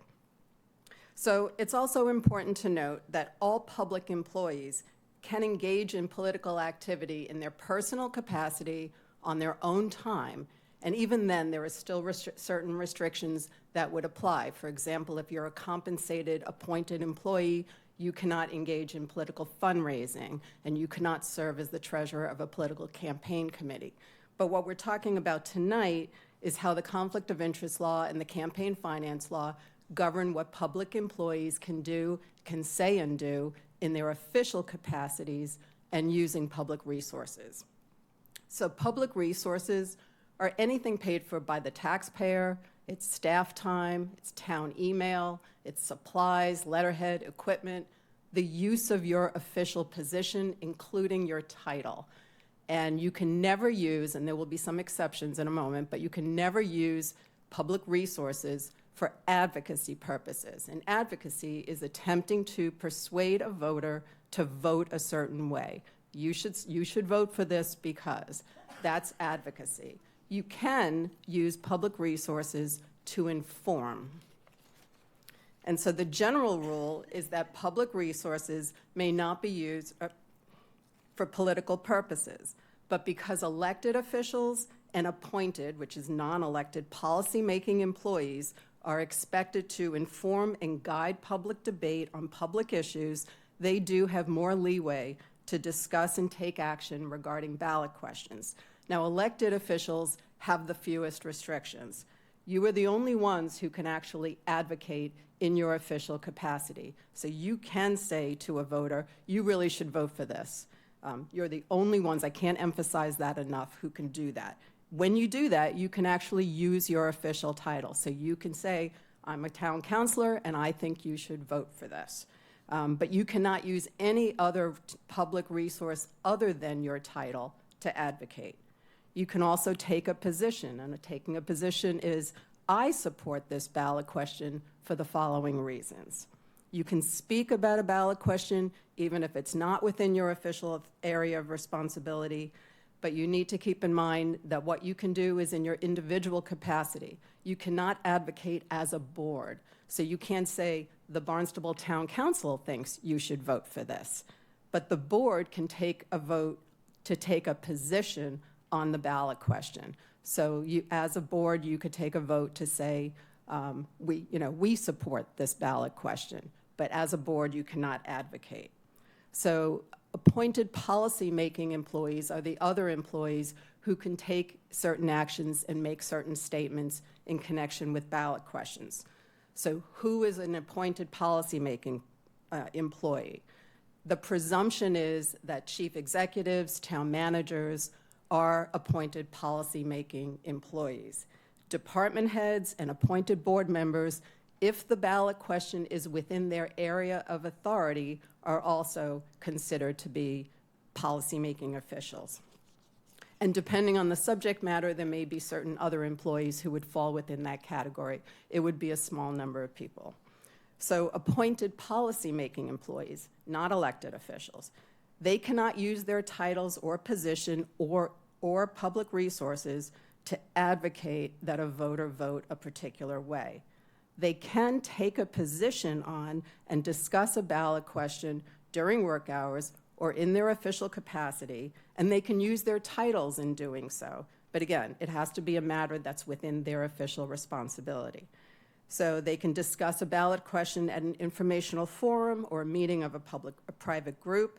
They can provide information and recommendations on a ballot question to the town council, and they can advocate for a particular vote by the council, not by the public. They can speak to the press. They can use public resources to inform, so they could post objective information or an analysis of the impact of a ballot question on the town website. But even in doing that, it has to be objective. It cannot advocate in any way. So appointed boards, they cannot advocate as an individual or as a board, because again, the only people who can advocate are elected officials. And they can vote to take a position as a board only if the ballot question is within their area of responsibility. So the following activities are not permitted. You can't use a government website, town email, any other public resource to advocate for or against a ballot question. You can't use official letterhead to support or oppose a ballot question. You cannot use public funds to distribute ballot question information unsolicited to voters. And that's true even if the information is objective and factual. You could post it on the town website. You cannot send it out in a newsletter. So you cannot use public resources to support, create, or announce a ballot question committee. And that's a political committee organized to support a particular election matter. So those are basically the rules. And I know you all have a more detailed memo that goes through all of this. But you are the officials with the most ability to speak with respect to a ballot question because you're elected. Thank you. Thank you. Madam Clerk, are you all set, or are you going to? Oh, I'm going to speak, too. Okay. I have been asked about the 2026 November election. I can tell you today, after being up at the legislature last week, that it appears that it's going to be at least 2.5 pages as of last week. So all of those petitions that people have been having you sign up for, yeah, they're going to get on the ballot. So there's going to be lots and lots and lots of information on the ballots, and I can tell you that people are going to get tired of reading all that. I've never had a ballot that's 3 pages long, so, this is all new for me, too. So I would suggest we don't go with that ballot. Because by the time they get to the end of that ballot, which is where we would be, it's going to be a no all the way across the board. They're just tired of what's already there. My suggestion, and it has been done, if you all have your civic associations, you meet with your constituents, have a meeting, discuss this, so that people understand what's happening. I'll be happy to join you if you want me to. We've done it before. Because we're elected, we can do it. And I really think that all of you should be a part of that. And I'll help in any way I can. I do believe that a spring election or late spring election is the best time to do this, because we will have our town election in November, and that turnout is about 7%. So that's nowhere near enough people. We have, by the way, well over 37,000 voters right now in Barnstable. We want a lot more than 7% involved. Is there a minimum number of people that are required for the election, or it's whatever turns out? It's the turnout. Okay. I agree with you on the November election. I understand there's 10 or 11 ballot questions that are going to be on there, so it's going to be a slugfest getting through the. It is, because there's an explanation on each one. So it's, yeah. Councilor Keen? So my concern on a special election is turnout. That turnout will be very, very low. And what I like about a November election is turnout's very high, particularly this year or 28 if we could possibly wait. But turnout will be high. I understand your point. It's going to be a long ballot. There's going to be a lot of questions, and this will be another question. But I like the notion of high turnout so everyone participates, as opposed to a special election where I'm really afraid, 5%, 7% vote, and it's not really representative of the community. I hear what you're saying. I honestly hear what you're saying. But I'm going to tell you that by the time they get to the end of that third page of the ballot, they're just not going to even, it's no, get me out of here. That's my opinion. Councilor Crowe? Just going back a little, Mark Milne, you're still on. Do you have the slide that has the the average cost over 15 years for people's bills. It was on your screen. Just want to take a picture of it. Yes, this presentation will be on the town's website. It'll be posted. Let me just pull that up. I think Lynn may have already put it up. Okay. Let me pull it up here again. If you go to, just for the public or for the councilors, if you go to the town council page, under town council presentations, all of these slideshows are there. All right, thank you. Councilor Scheingold? Mark, on the slide that you had for the effect per, I think it was per residential customer, dollar effect per quarter for different years, was that under the assumption that this is a taxpayer that qualified for the current 30% residential exemption? Yeah, Yes, this is using what we currently have in place, correct. You know, I think it would be good if you're going to post that is to put a footnote there. Because that may, that may change over time. It's there, Barry. Look at the slide. Yeah. Last line is. Right, but It's at the bottom. it's currently 30%. That's, yeah. Thanks, Mark. Okay. You're Thank welcome. you. Any further, Councilor Lusky? Yeah, I had a question for Mark on that. Do you have also similar charts for our ones that don't qualify for the residential exemption and for the commercial class? Do you have similar charts? Yes, we can put those together for you and provide you those. Absolutely. Yeah, I think it's important to see that. Okay. Okay. All right. Any other questions? Okay, my question is, what are the next steps? What are the mechanics of this? So the next step would be to, for the town council to take a vote as to whether or not to place a question before the electorate on a ballot. And if there's any information that you want prior to that, we'd be happy to provide it, and that, including perhaps a report, another report from CFAC that reports back to you on this recommendation that we've made, or any charts or analysis that you'd like to see on tax bill, taxpayer impacts like Councilor Lucky just asked, or anything else. But the next official step for the town council would be to take a vote to place a question on a ballot. Okay.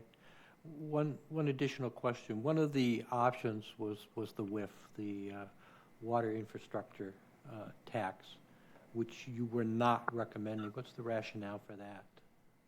Yeah, so the reason I didn't recommend that, let me just stop sharing my screen here for a minute, was because it wouldn't raise enough revenue to fund this $321 million next round of investment, and personal property taxpayers would not contribute anything because it's a surtax on just real estate tax bills, a 3% surtax on real estate tax bills. So our largest taxpayers, three public utilities, NSTAR, Eversource, Vineyard Wind, wouldn't pay anything.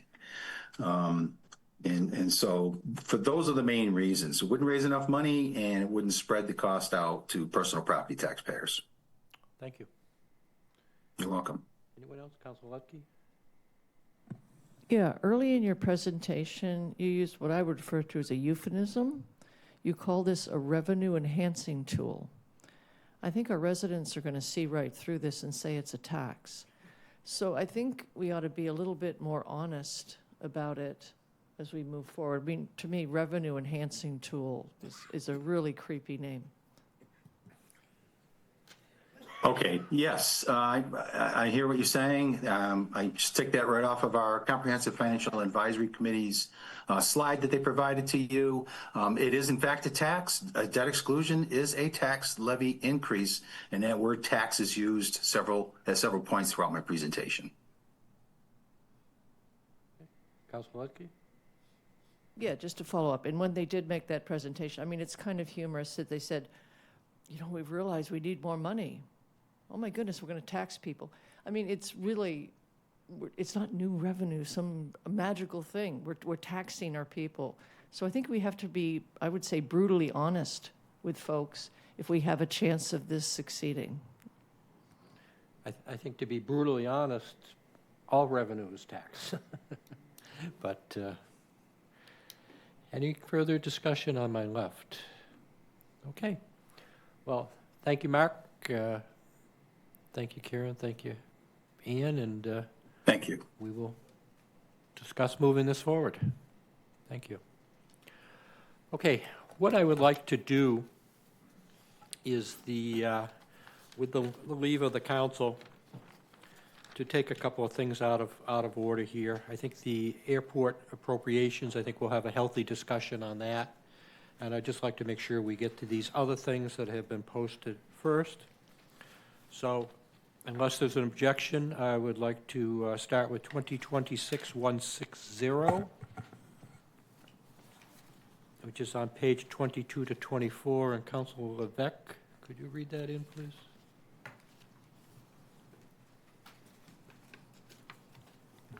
Thank you, Mr. President.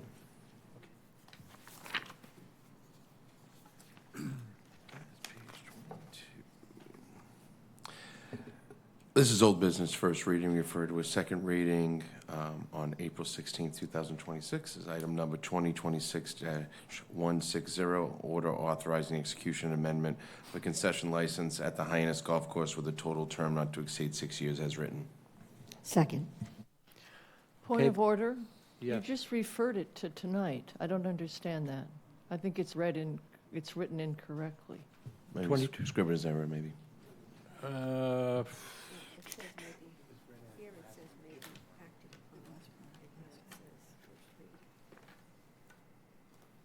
okay. If you'll look, it was referred to a second reading on 4/16/26. So I think that's just an error in the title. But we already, last meeting, we referred this to tonight's meeting. With your permission, sir, I can just Okay. correct that and just say, and read it in again if you'd like, Okay, that'd be great. and make that correction. Again, this is old business and may be acted upon by a majority vote. This is item number 2026-160, order authorizing the execution amendment of a concession license at the Hyannis Golf Course with a total term not to exceed 6 years as written. Second. Okay, motion has been corrected and made and seconded. Who will be, Dave Anthony? I recognize Mr. Anthony with a rationale. Good evening, councilors. The item before you is a procedural request to be able to offer an additional term of 3 years beyond the 3 base year for the Hyannis Golf Course concession. Under Chapter 30B, any contract beyond 36 months requires this approval. Okay. Any discussion or any questions for Mr. Anthony? Council Starr? This is the Hyannis Golf Course Pro Shop concession.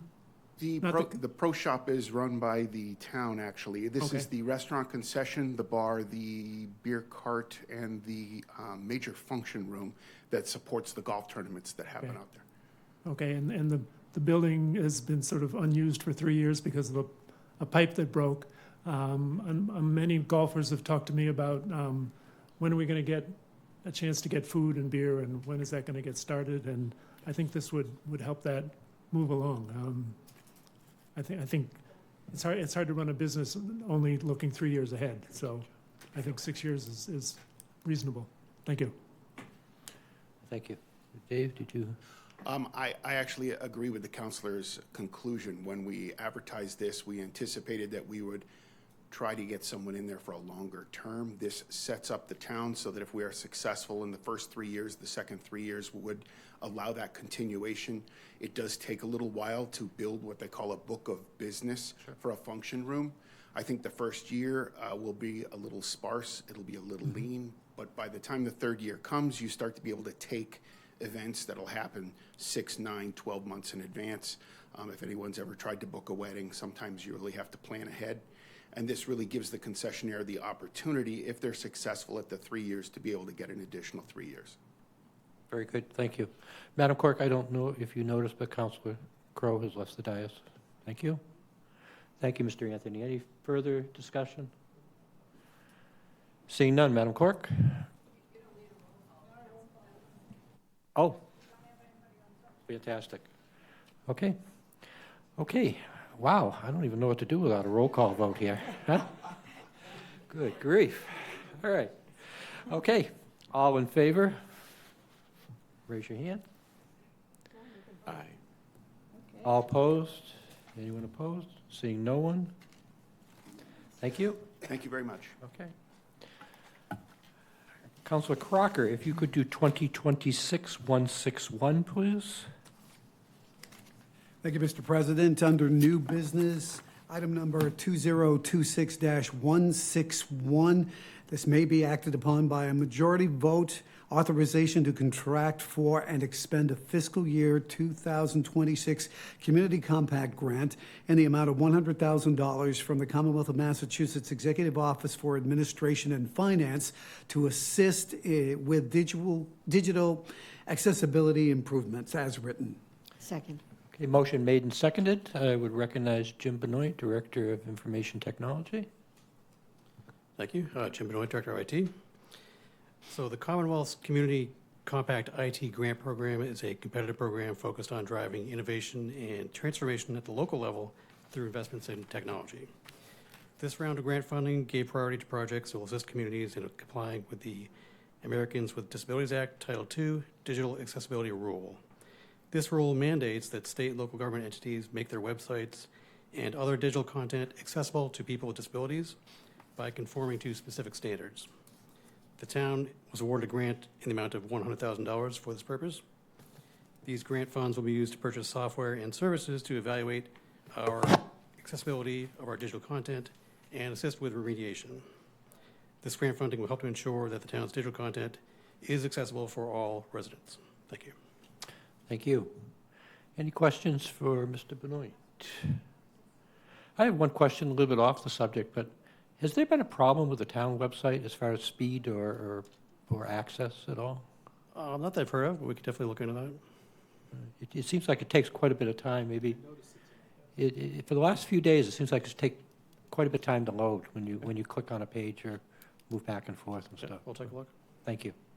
And also, does this accessibility apply just to state and local or government websites, or is it all websites of any organization? Do you know? If you don't know, that's fine too. I don't. I know it definitely applies to all government organizations. Okay. Any further discussion? Councilor Lutke? Just curious if you know of anybody who has already complied with this. Yes, based on population, some towns and cities had to comply by this month, April 2026.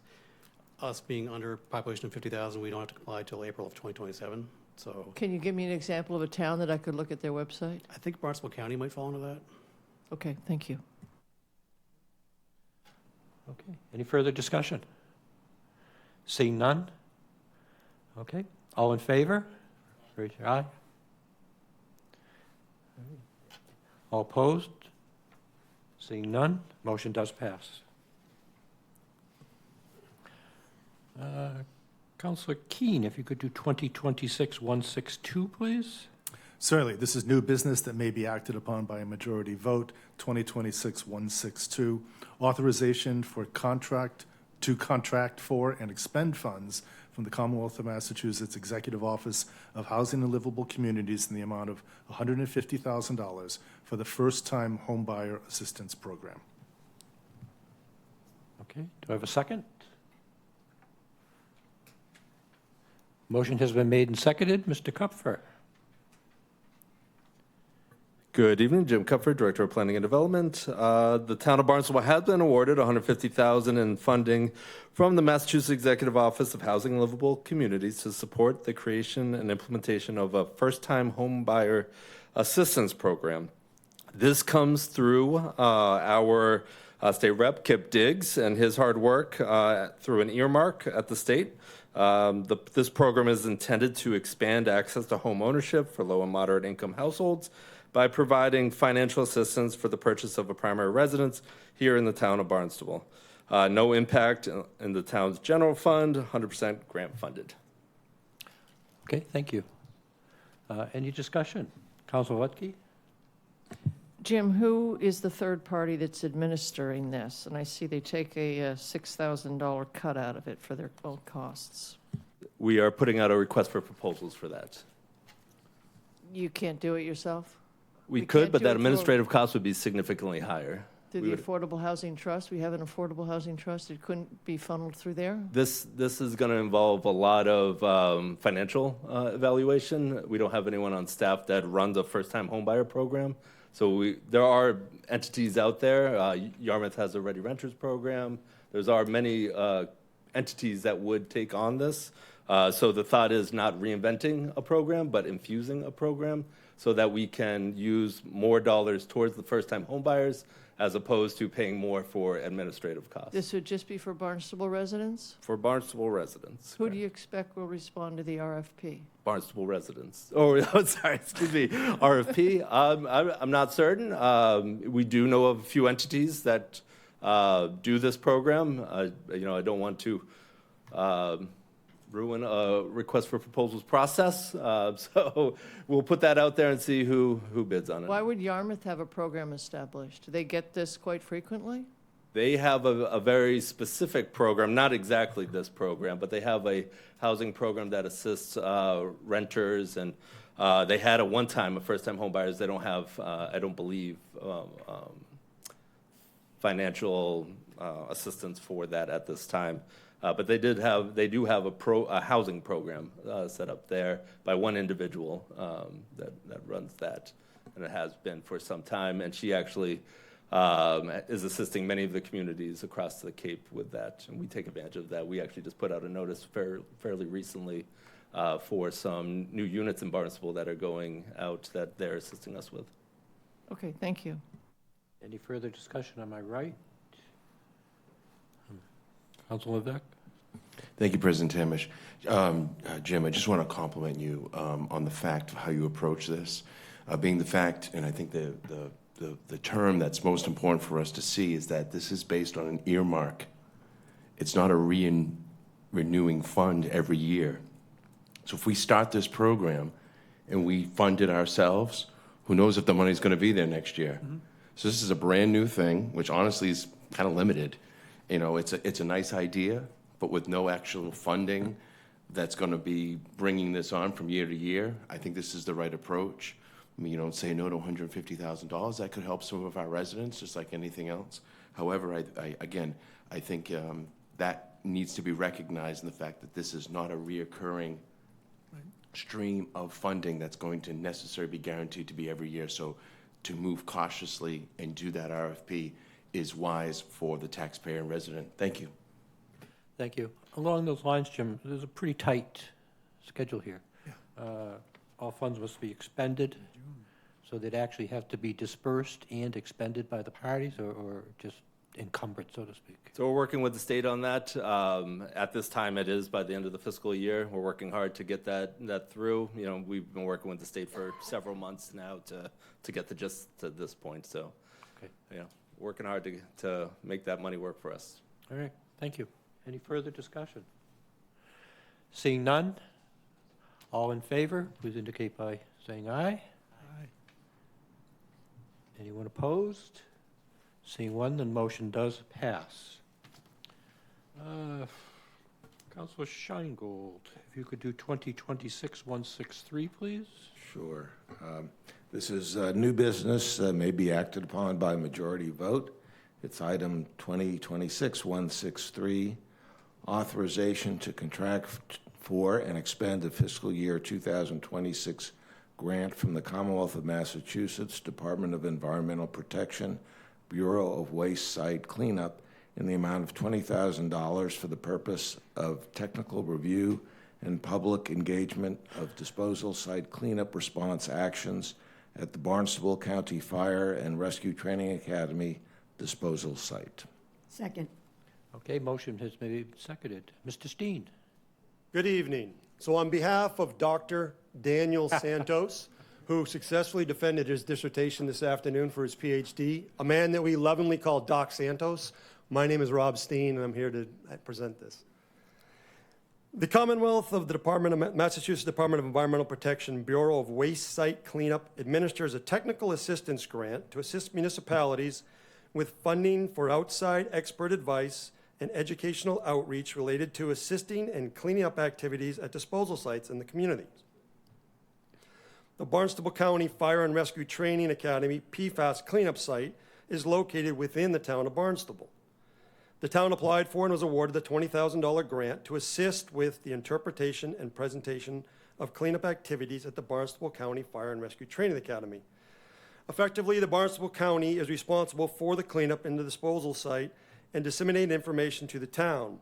It is required that they provide reports, scopes, and monitoring data associated with the disposal and site cleanup actions. Acceptance of this grant will allow the town to retain a licensed site professional, an LSP, to assist the town and the community in reviewing new documentation related to the Barnstable County Fire and Rescue Training Academy and provide them with ongoing assistance of the adequacy, and response actions and recommendations for any additional actions to protect public health, welfare, and the environment. And I'm happy to take any questions. Thank you.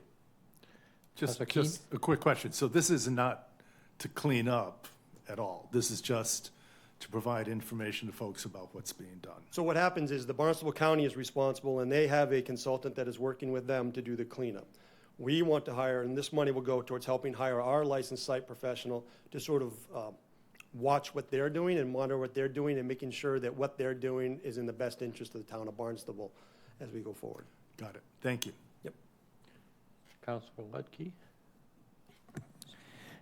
Thank you. We've gotten this grant before.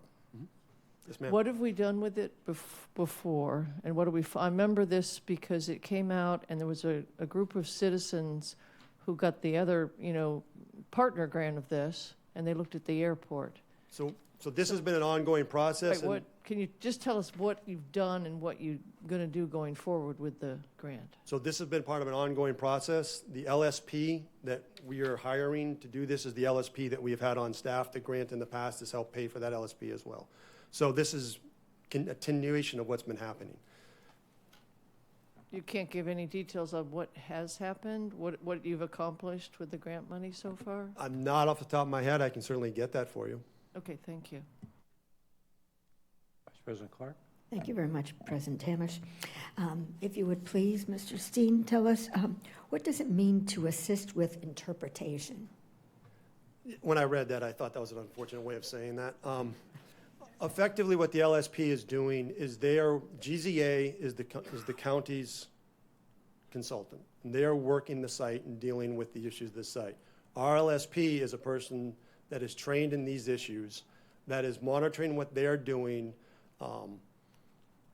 They may provide advice, but GZA doesn't work for us, so it's sort of as a partnership kind of thing. So I don't think the wording there is necessarily appropriate, but effectively what they're doing is they're sort of monitoring and advising Dan, who's the project manager for this, in terms of Dr. Santos, who's the project manager for this, and what's going on, what he needs to be aware of, whether he needs to be talking to the county about certain issues, et cetera. So it's more their team communicating with the town's team and not necessarily interpreting it for the public. Correct. Okay, thank you. Thank you. Any further discussion? Seeing none, all in favor indicate by saying aye. Aye. Opposed? One. The motion does pass. Thank you. Thank you, Mr. Steen. Okay, moving on. I would like to treat 2026 and 164 and 2026 165 as unanimous consent. And if I could have a motion, please, to move 2026 164 and 2026 165 to individual public hearings on 4/30/26. So moved. Second. Moved and seconded. All in favor? Opposed? Seeing none, motion does pass, and those are referred. Okay. Moving on, 2020, I'd like the invite the airport to come forward, I think. 2026-131. Vice President Clerk. Okay. While they're setting up, why don't we take 5 minutes?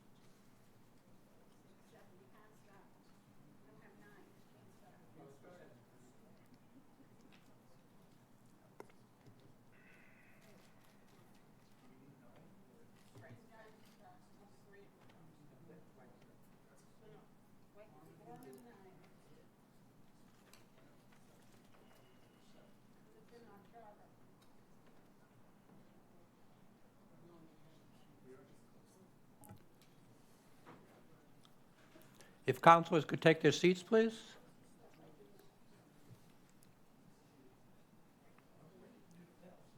Yeah, there you go. Okay, we do have a quorum. I would recognize Mr. Nelson for a short presentation, and then we'll move into the articles. Thank you. Good evening, town councilors, and welcome to those of you I have not had the privilege of meeting. Hello to those of you I've had the privilege of speaking with. My name is Mike Nelson, manager of Cape Cod Gateway Airport, and I am here to present the proposed capital improvement plan for fiscal year 2027. And I'll just give a summary, as President Tamish said, and then expect a lot of discussion and questions. It is a 5-year plan. Fiscal year 2027 forms the future foundation of the airport. I am requesting approval of items 2026-131 through 2026-152 in the amount of $4,657,000 for fiscal year 2027, a total of $40,878,160 over the 5 years of the plan. The top 6 priorities begin with the ongoing effort to do what is best for the drinking water supply related to the airport by expanding beyond the Mass Department of Environmental Protection Phase 5 efforts to determine the potential PFAS mitigation parallel to the transition to PFAS-free firefighting foam on the airport. 2 items are to replace snow removal equipment, or SRE, that contribute to snow removal of approximately 1.5 million square feet of runways, taxiways, and ramps in a building for the storage of SRE for longer life and less maintenance. For operational integrity, replace 3 garage doors that are beyond service life of the building that houses the maintenance and operational personnel and most of the aircraft rescue firefighting equipment and SRE vehicles and supplies. Also, upgrade and expand the security camera system for increased security and improved and redundant coverage of the airport. Brush removal along 1,000 feet of fence line to remain FAA compliant, ensure fence structural integrity, and increase visibility beyond the fence line. The remaining projects are to replace the lighting control vault, which is responsible for airfield navigation integral to bad weather pilot navigation, non-daylight safety, and pilot controlled lighting when the air traffic control tower is closed. Planning for a terminal optimization program and design and construction of a permanent terminal seasonal structure for better accommodating airline passengers, tenants, security personnel, ground transportation customers, and airport staff. Permitting of taxiway Delta, a runway 15 extension, and aeronautical study airspace analysis for the extension, also for the design and reconstruction of runway 15 to maintain the safest airport possible, compliant with FAA regulations regarding pavement, airport geometry standards, runway safety areas, and drainage, to name a few. To ensure environmental safety and operational continuity, replace the gas and diesel fuel vault, which are precast concrete encased above ground steel tanks. For additional fuel reserves, a Jet A 20,000 gallon tank pump and valve system. And lastly, 2 more snow removal equipment replacements. And a brief airport financial background. The airport is a self-sustaining enterprise fund that has sufficient reserves to cover the cost of the proposed fiscal year 2027 items, provides very good salaries and benefits to its personnel, and in fiscal year 2027 airport budget will pay $575,000 cumulatively to the town of Barnstable and Barnstable Police Department in return for services. And regardless of the FAA funding status, The airport will continue to only rely on revenues generated by airport businesses and investments, not request or receive tax dollars from the people and taxpayers of Barnstable. Even with these facts, the airport will not pursue many of the proposed items in 2027 if it continues to not accept FAA grant funding earmarked for the airport. Thank you in advance for your consideration in helping the airport maintain its high safety and security standards and strong financial standing. Thank you for the opportunity. Questions? What I'd like to do, I think we'll have individual questions as we go through the various articles. Yes. So, at this point, Vice President Clark, if you could read in 2026-131, please. Thank you very much, President Tamish. This is old business requiring a public hearing and a roll call majority vote of the full council. Agenda item 2026-131, appropriation order in the amount of $165,000 for the purpose of funding the PFAS Phase 5 project as outlined in the fiscal year 2027 to fiscal year 2031 capital improvement plan. Okay, is there a second? Second. Okay, motion has been made and seconded. This is a public hearing. With respect to the public hearings, I'm going to announce the opening and closing of each public hearing without asking for a vote to do so.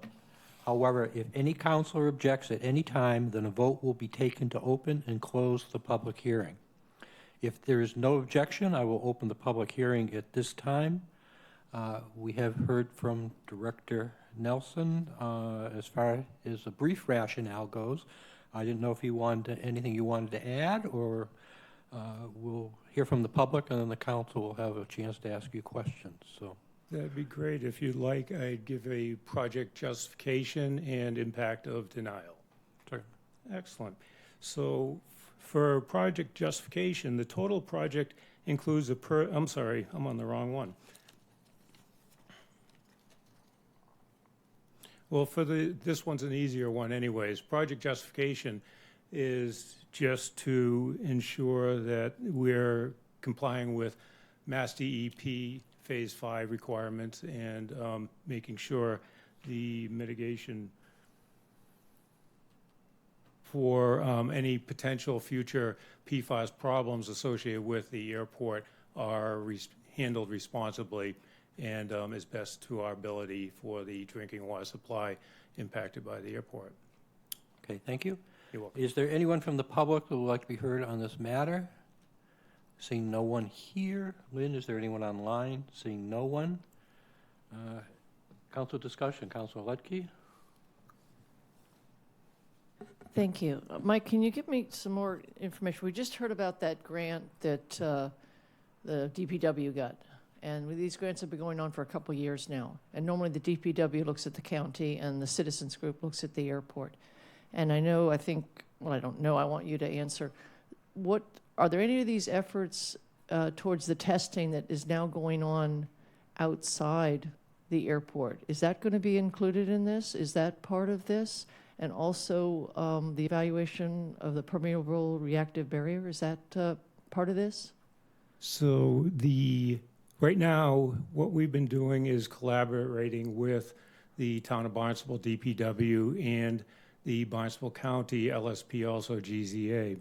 And this continues those efforts that monitor not just the airport plumes, but also the surrounding plumes. And we have wells dispersed all throughout the Town of Barnstable, and I believe one or two in Yarmouth also. So that continues that effort. It doesn't change.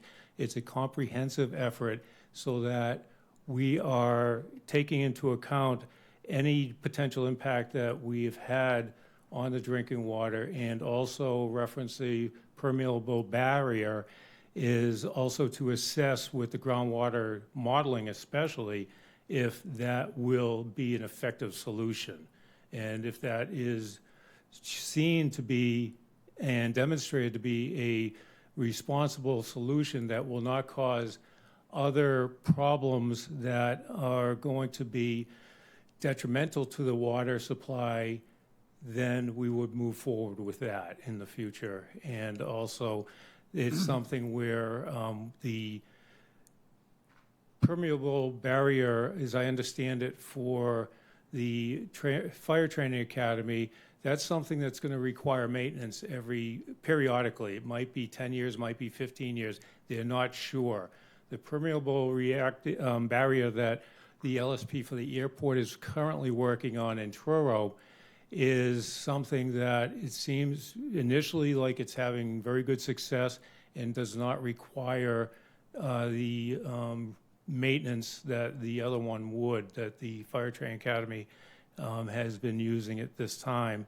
And it does not appear to have adverse consequences to the soils or the water surrounding it so far. It's only been a few months that it's been installed, so there's going to be continued monitoring of that. And it's the same LSP in Truro that is working for the airport.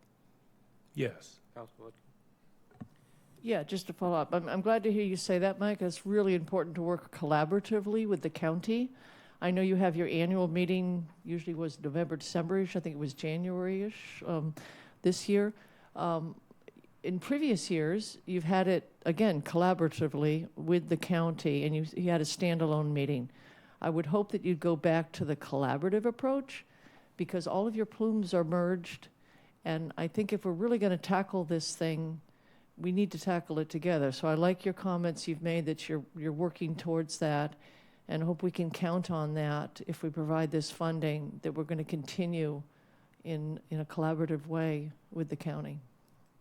Yes, thank you very much. And the decision to do this meeting, just airport in January, was based on the amount of information that the LSP wanted to provide to the audience. So in the previous meeting, I believe it was the June of 2025, we weren't given the opportunity because of time to present all the data. And this is a culmination of years of collaborative data gathering and analysis. But going forward, we will be doing it, again, collaboratively in group form. Councilor Starr? Thank you. Mike, my question is, so do you have a date for the next meeting? It'll probably be late summer, early fall. Want to capture as many people as possible, but we have to collaborate and arrange with the other entities. Okay. And is any of this money, I know I was going to ask about, you make a payment to the town of Barnstable for the Mar well to process some of the, in lieu of, just because they're processing some of the PFOs that come through from the airport? Is that true? The airport a few years ago contributed over $450,000 to the filtration system that was installed. So that was that a one-time payment? Yes. Okay, okay, thank you. Thank you. Anything further on my right, on my left? Seeing none. I did not close the public hearing. I will close the public hearing at this point. Okay, this is a roll call vote. Madam Clerk? Councilors, Crocker, Yes. Deleuze, Yes. Keene, Yes. Levesque, Yes. Ludke, Yes. Scheingold, Yes. Starr, Yes. Tamish, Yes. Bloom, Yes. Burdick, Yes. Clark. Yes. The motion does 11. pass. Thank you. Councilor Bloom, if you could do 2026-132, please. Yes, thank you, Mr. President. This is old business, referred to a public hearing, roll call vote of 2/3 of the town council. This is item 2026-132, appropriation and loan order in the amount of $150,000 for the purpose of funding the airport snow removal equipment replacement project as outlined in the fiscal year 2027 through 2031 capital improvement plan. Second. Okay, motion made and seconded. If there is no objection, I will open a public hearing and recognize Mr. Nelson. Thank you again.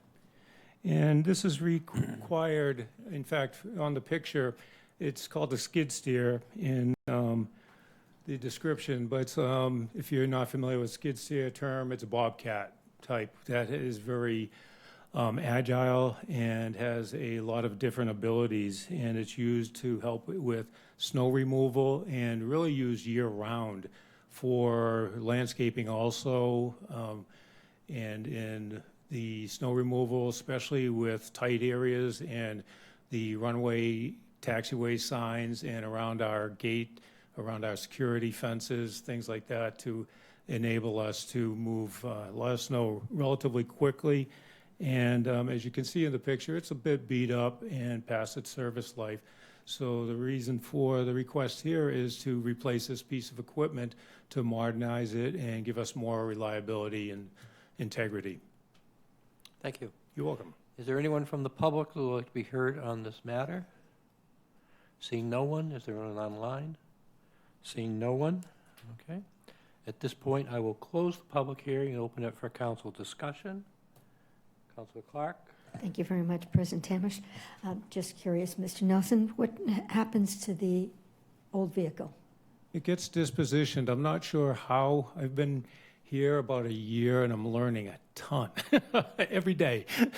So I will learn, figure that out, and with the help of the town, really, they'll be the ones that direct me. Thank you. Councilor Deleuze? So this is a loan, right? Everything that's being requested tonight, all these items, is an appropriation order for a loan, pretty much borrowing authorization. And if we're not able to secure federal grants, then hopefully we might be able to get some Mass DOT grants in this, which don't have grant conditions or anything like that. And right now, the airport reserves have enough cash to cover everything I've requested for the fiscal year of 2027. Prior to this meeting, the airport reserves are approximately $13 million. And so I'm requesting here about $4.7 million in authorizations, but we'll only be pursuing the highest priority items. I'm a budget conscious, very cheap person in my real life, and I want to do that. I carry that over to the airport also. Okay, thank you. Anyone, Councilor Ledke? Actually, the MassDOT Aeronautics do have grant restrictions. Maybe not the ones you were referring to, but they do come with restrictions. Yes. So do you buy new vehicles? Since I've been at the airport, we've bought one pickup truck for the operational personnel, and this would be new. Okay. Any further, anything on my right, on my left? Seeing none, Madam Clerk, roll call vote. Councilors Deleuze, Yes. Keene, Yes. Levesque, Yes. Ludke, Yes. Scheingold, Yes. Starr, Yes. Tamish, Yes. Bloom, Yes. Burdick, Yes. Clark, Yes. Crocker. Yes. It's 11 yes. Thank you. The motion does pass. Councilor Deleuze, if you could do 2026-133, please. 2026-133, appropriation order in the amount of $45,000 for the purpose of funding the SRE, which is snow removal equipment, ARFF, aircraft rescue and firefighting, building improvements project as outlined in the fiscal year 2027 through fiscal year 2031. Capital improvement plan. Roll Second. call of majority, full vote. Okay. Was there a second? Second. I didn't hear. Okay, thank you. The motion has been made and seconded. At this point, I will open a public hearing. Mr. Nelson, if you'd like to provide the rationale. Yes, please. All the garage doors, except for these, have been replaced, and they're in the top left of the picture there, one of them. And that's an old one. It's over 25 years old and located where the primary fire trucks are parked, and failure of the doors to open in an emergency response could lead to delay or prevent an emergency response on the airport. And so with the denial would really hamstring us if these doors that are very old were not to be able to work and function the way they're supposed to be. And also a safety issue, my view, just because during an opening or a closing, there's been many cases of whether it's residential or commercial, people getting injured with the doors not opening properly, and never mind vehicles and equipment. Okay, thank you. You're welcome. This is a public hearing. Is anyone from the public like to be heard on this matter? Seeing no one. Anyone online, Lynn? No one online. Okay. I will close the public hearing. Is there any council discussion on my left? Seeing none. On my right? Seeing none. Madam Clerk, roll call, please. Counselors. Where am I? Keene. Yes. Levesque. Ludke. Yes. Scheingold. Yes. Starr. Yes. Tamish. Yes. Bloom. Yes. Burdick. Yes. Clark. Yes. Crocker. Yes. Deleuze. Yes. That's 13 yes. Thank you. 11 yes. 11 yes. Okay, thank you. Councilor Lutke, if you could do 2026-134, please. Yes, this is an item of old business. It's a public hearing, a roll call majority vote of the full council.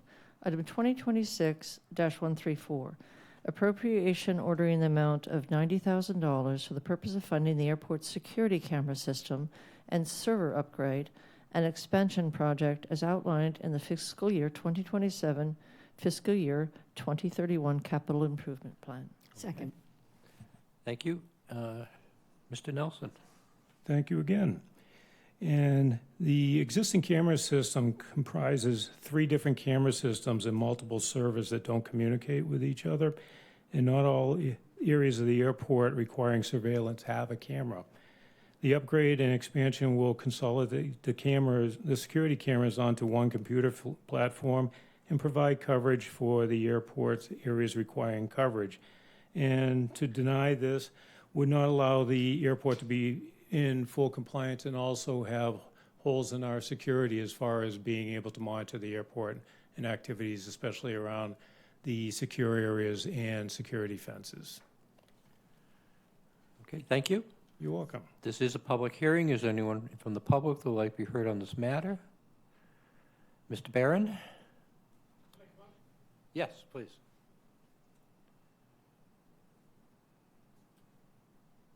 Yeah, I look over these lists. Ken Barron, Centerville. Thank you. Yep. I look over these spending lists, and I'm not familiar with a lot of these prices and stuff like that. It just seems a lot of it's really high. And I'd like to know how you get to $90,000 for cameras. Excuse my ignorance on the subject matter, but it just seems like a lot of money to me, as well as many other items on the list every single town council meeting. They just seem really inflated to me, that's all. Maybe you could explain how you get $90,000 for a camera. Yeah. Mr. Nelson? Thank you. Great question. And having worked in the FAA for over 30 years, and now the airport, I cannot argue with them. We're replacing 2 cameras presently that just are beyond their service life also. And the price tag for those and 1 server upgrade is $16,000. It just blows my mind. So what we're trying to do now is replace and modernize all the cameras and the server so that everything would be on one service system. And I can't speak to the cost of any computers and things like that, but I can speak to a $1,000 iPhone. I can speak to a $1,500 laptop that don't have the power or the priority of a security system for a Part 139 FAA-regulated airport. And the cameras, they're very expensive, unfortunately. Thank you. You're welcome. Just as a point of information, and I don't know, perhaps Gareth might want to address this more, but everything is done on a bid basis and/or off a state contract. The state will bid contracts And they'll have numerous vendors that you can purchase from, and the prices are all established already, so. Thank you. I understand limited use items, any spectrum, cost a lot more, but there's no mass production, I understand. Thank you. Okay, any further, Councilor Keene? My question was about what you just addressed. Okay. Excuse me. Any further discussion? All right. I believe, did I close the public hearing? If not, I will close the public hearing. And Madam Clerk, roll call vote, please. Councilors Levesque, Yes. Ludke, Yes. Scheingold, Yes. Starr, Yes. Tamish, Yes. Bloom, Oh, I didn't hear you say, yes. Burdick, Yes. Clark, Yes. Crocker, Yes. Deleuze, Yes. Keene. Yes. That's 11 yes. The motion does pass. Thank you. Councilor Burdick, please. Thank you. This is item 2026-135. It's a public hearing, appropriation and loan order in the amount of $40,000 for the purpose of funding the airport brush removal project as outlined in the fiscal year 27 through 31 capital improvement plan. Second. Okay, motion made and seconded. At this point, I will open the public hearing and recognize Mr. Nelson for the rationale. Thank you. And the fencing has been overcome with heavy poison ivy over the last few years, making it extremely difficult to control the vegetation that has grown along the fence. And there is a little picture in the center of the screen there of that.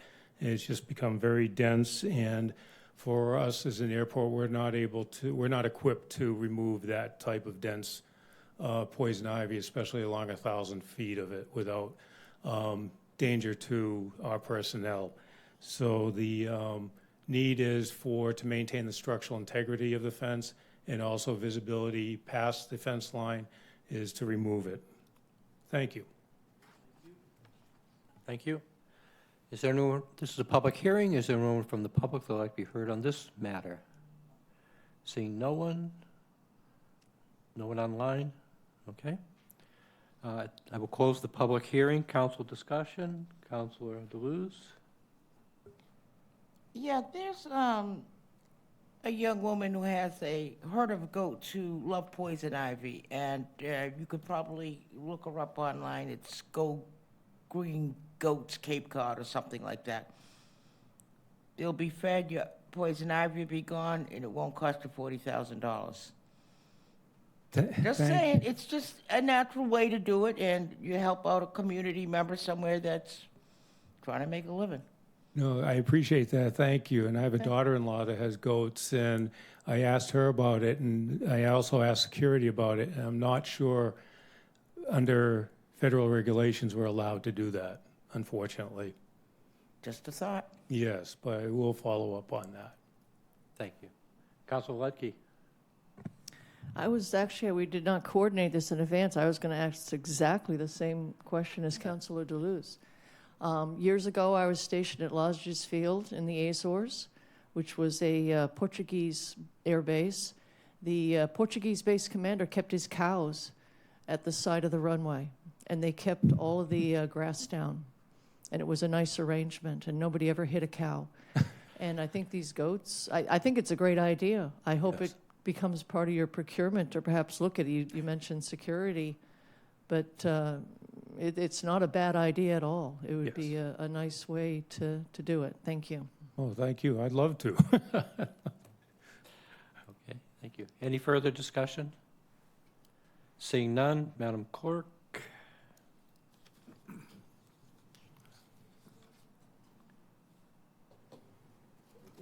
Did you close the public hearing? I didn't hear. Yes. Yeah, okay. Yeah. Sorry. Councilors Ludke, Yes. Scheingold, Yes.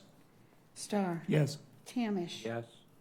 Bloom, Yes. Burdick, Yes. Clark, Yes. Crocker, Yes. Deleuze, No. Keene, Yes. Levesque. Yes. That's 10 yes, 1 no. Okay, the motion does pass. Thank you. Council Starr, please. Yes. 2026-136. Okay, thank you. This is old business with the public hearing, roll call, 2/3 vote. Number 2026-136, appropriation and loan order for the amount of $1.4 million for the purpose of funding the design and construction of the replacement lighting control vault project as outlined in the fiscal year 2027, fiscal year 2031 capital improvement plan. Second. Okay, motion has been made and seconded. This is a public hearing. At this point, I will open the public hearing. I recognize Mr. Nelson, Michael Nelson, for the rationale. Thank you. And this is responsible for all the airfield lighting and some navigational lighting for the airport. And it was constructed prior to the year 2000. And as you can see from one of the sides on the middle top picture, it has seen better years. And as of 5/18 this morning, I received a text that taxiway Bravo lights were all out, or no, I'm sorry, runway 624 lights were all out this morning. And it was due to a bad regulator in that building. Now, if that building was the cause of it, due to the inferior structural integrity of it at this time, I cannot tell you with any certainty, but we've had long-standing issues with taxiway Bravo lights that have partly some wiring issues on the field and some lighting issues are emanating from that vault due to water infiltration and humidity. And it's just time to replace it. And denial will just continue to have these problems. And the biggest problem is if it happens when somebody's navigating to a runway or taxiway and veers off course in the air or on the ground. Okay, thank you. This is a public hearing. Is there anyone from the public who would like to be heard on this matter? Seeing no one online, I will close the public hearing, open it to council discussion. Any discussion on my left? Seeing none. On my right, Councilor Ledke. Just to reiterate, Mike, you mentioned it earlier in your introduction. There are special revenue associated with this item. And you did say if that special revenue is not available to you, you can fund this with your airport reserves? We would be able to fund it with commission approval, yes. Okay, thank you. You're welcome. Any further discussion? Seeing none, Madam Clerk. Councilors Scheingold, Yes. Starr, Yes. Tamish, Yes. Bloom, Yes. Burdick, Yes. Clark, Yes. Crocker, Yes. Deleuze, No. Keen, Yes. Levesque, Yes. Ludke. Yes. That would be 10 yes and 1 no. Motion does pass. Thank you. Swinging over to my left again, Councilor Levesque, please, 2026-137.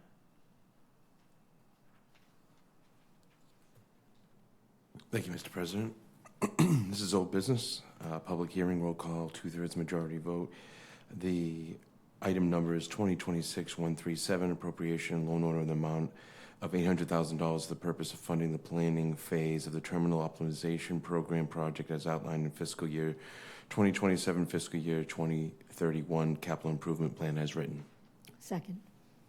Okay, motion has been made and seconded. This is a public hearing. I will open the public hearing. Recognize Mr. Nelson for the rationale. Thank you, sir. And this is needed for upgrades to the existing terminal and aprons to accommodate increased passenger traffic, increased airline activity, and larger aircraft utilizing the airport. At this time, we're at a point where we're becoming maximum or maxed out with the TSA security area. So that area is like when you go to an airport, especially like a TF Green or a Logan Airport, and you pass through security, that's the secure area. And our seating capacity at this time is 138, which is sufficient at this time, most of the time. But as we go into the future, it becomes not sufficient. And just like this building has the maximum capacity of 132 something like that, and some standing, we're passing our capacity at this time, especially if there's flight delays or anything like this.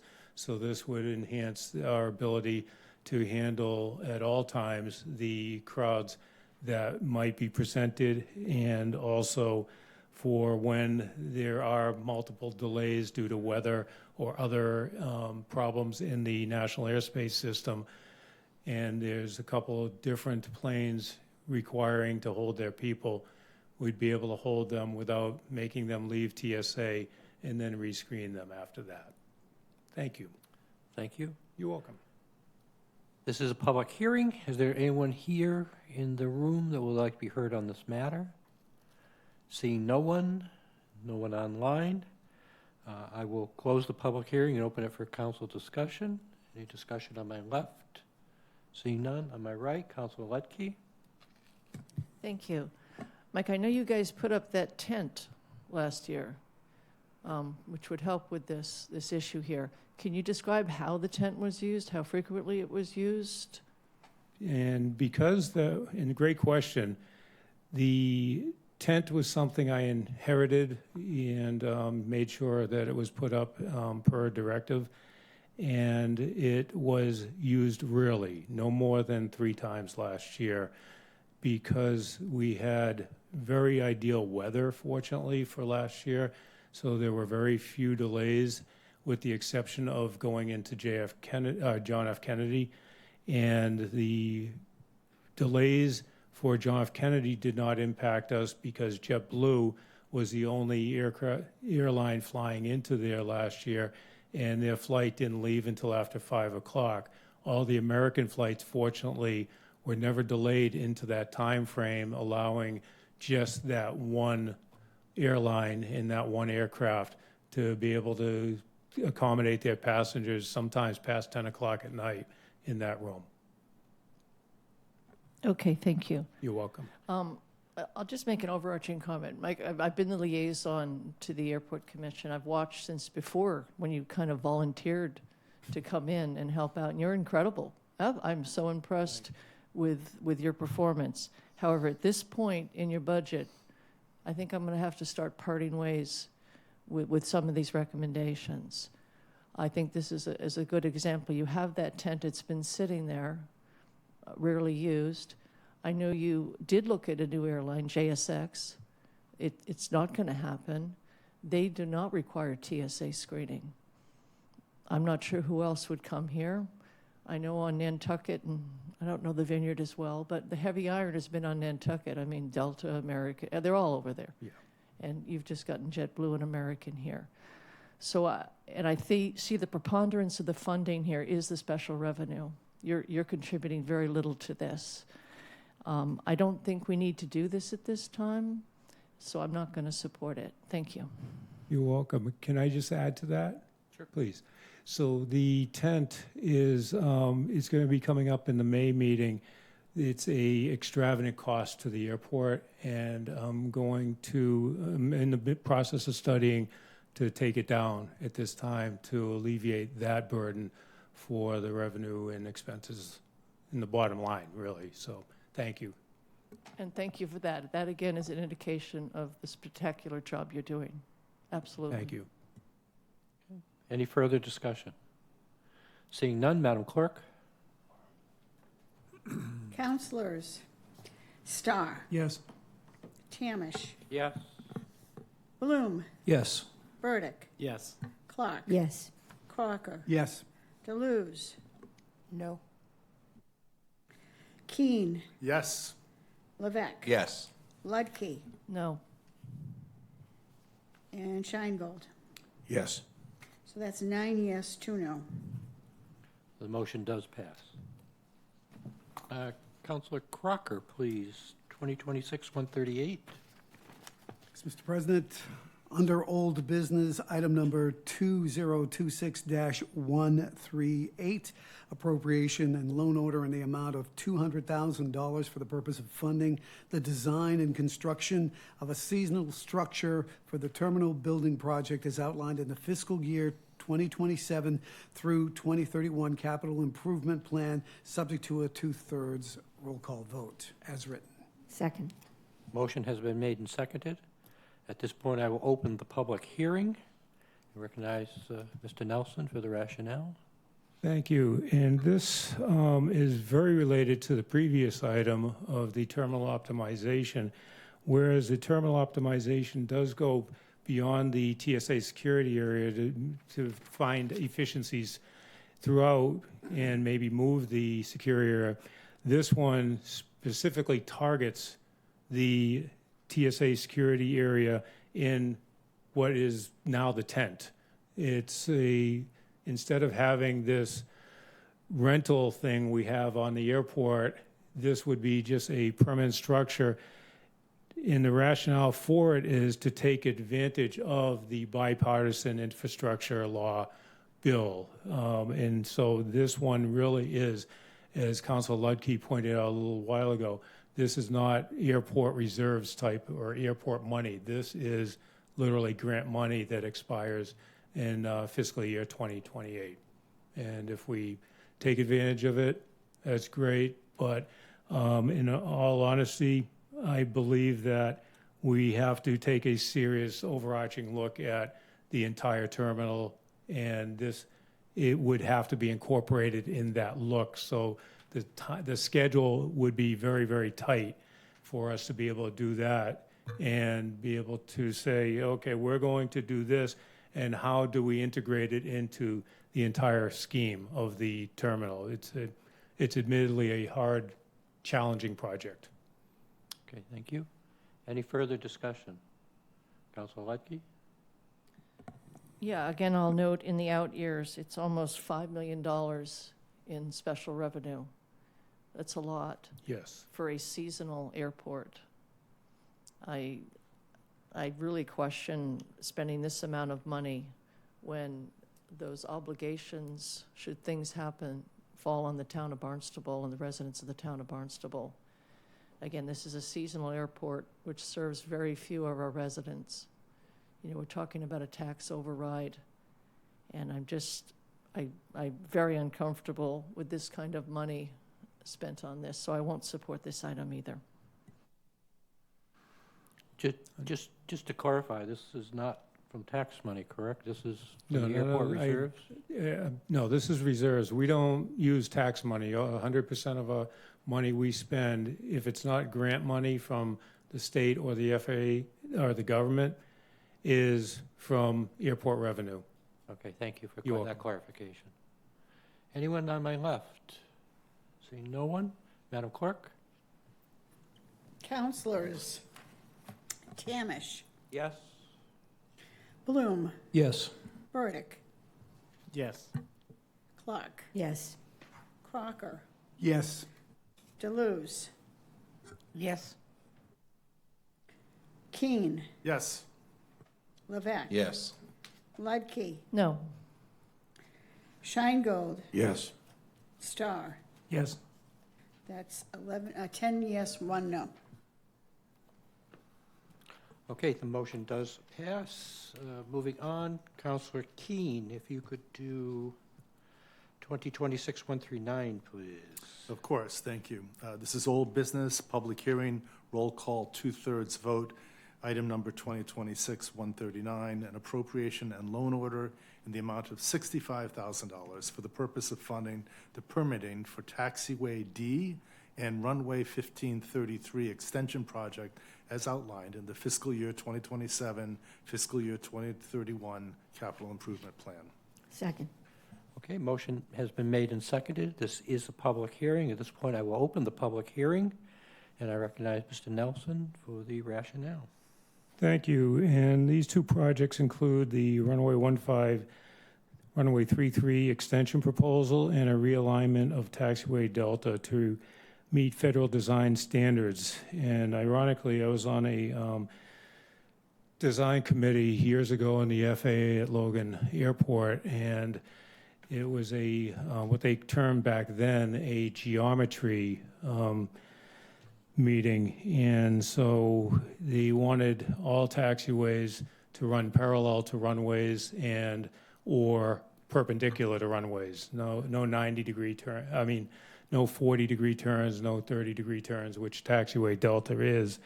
It's a angular one that they really frowned upon unless it's a high-speed taxiway designated for high-speed taxi only and doesn't cross another runway.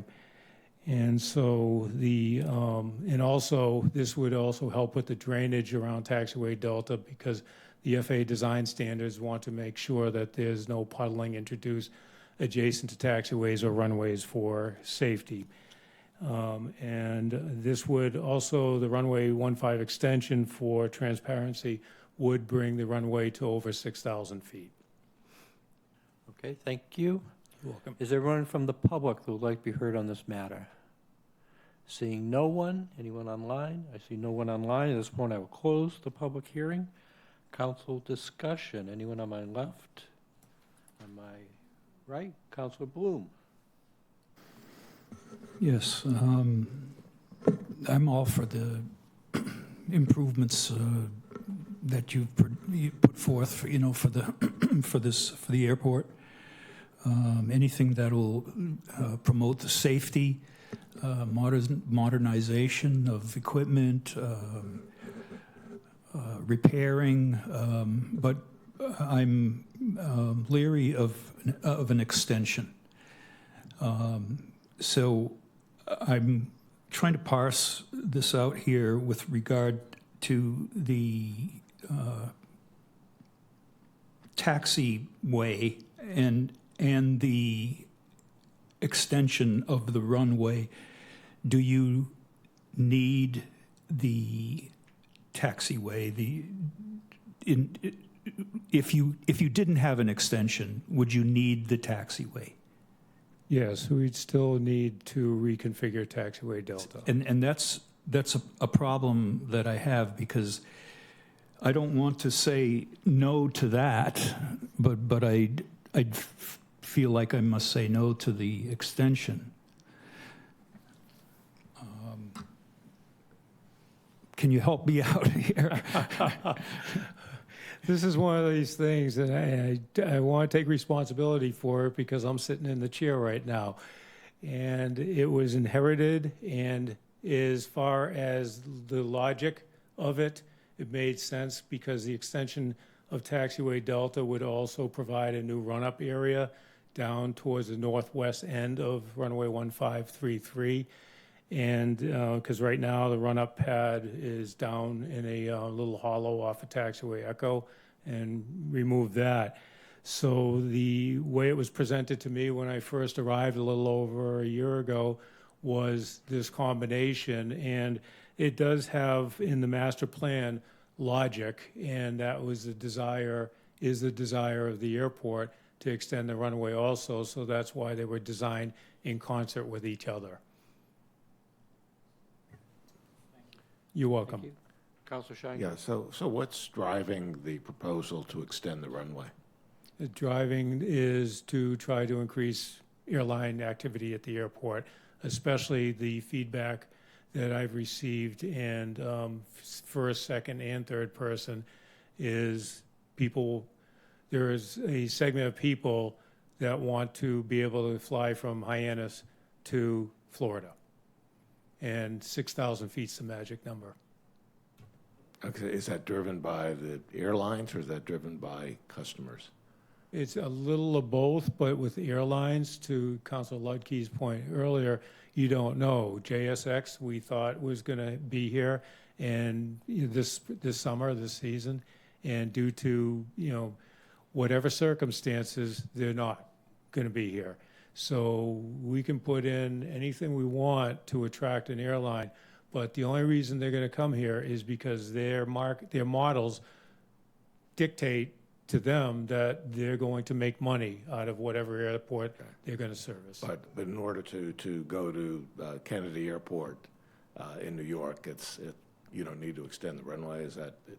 You are correct. Okay, all right, thank you. You're welcome. But you're saying that the plane that would be required for Florida, for example, or other than, I don't want to call them commuter flights, because I don't think that New York's necessarily a commuter flight, but for anything significantly longer than that, they would need a bigger plane with a longer runway? Is that basically the premise? You're partially correct, and JetBlue right now flies an Airbus 220, And the way it's configured, they can hold 140 passengers, and that aircraft can make it to California under the correct conditions. But with our runways, and Council Luckey could speak to this way better than I can as being a pilot, it's dependent on weight that they're putting in the aircraft, the amount of fuel, and if there's an emergency, they have to return to an airport, and they would not be able to land any of these airports loaded with the fuel and probable cargo they're going to want to do to drive profitability also to make it to Florida. It's just not realistic for an airline here, and they don't have the staffing here on Cape Cod to be able to have a year-round operation out of Cape Cod. Okay, thank you. You're welcome. Councilor Keene? I guess I'm trying to understand the market here. So there's some people who say they want to fly to Florida, but we don't have any airlines that have committed to it at this point. You are correct. And so we're sort of saying, if you build it, they will come? Is that Field of dreams. that kind of it? Yes. But we don't know. Correct. Is there any way before we build it that we conduct a better analysis to find out if that's the case? We can give it a shot. It's interesting in my time. I've been doing this now for a little over 12 months, and the airlines hold things tight to the vest.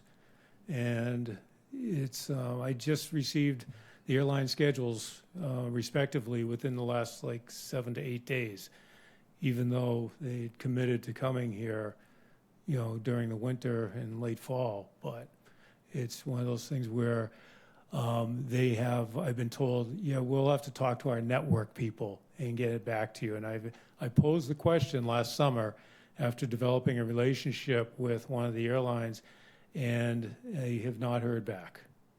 Okay. I'm completely okay with the reconfiguration of the taxiway and so on. I guess I want to make sure that it's understood that this is not the final word in terms of the extension. Yeah, it's the way it's written here, though, it's a combination. And if we vote yes here, we're locked into the extension? Is that the argument? This is, it's a loan or borrowing authorization. So I'd have to defer to the council for advice on that, or Tom. Yeah. Tom, it's only a $65,000 item. I can't believe. Well, it's for the study. I mean, right. We're planning, so. Permitting. Permitting and design.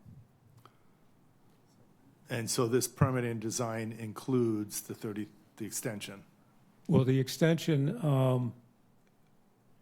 the design of the probably it's over $25 million. Right. Yeah, so that's something that's not clearly on the table. not anticipated here.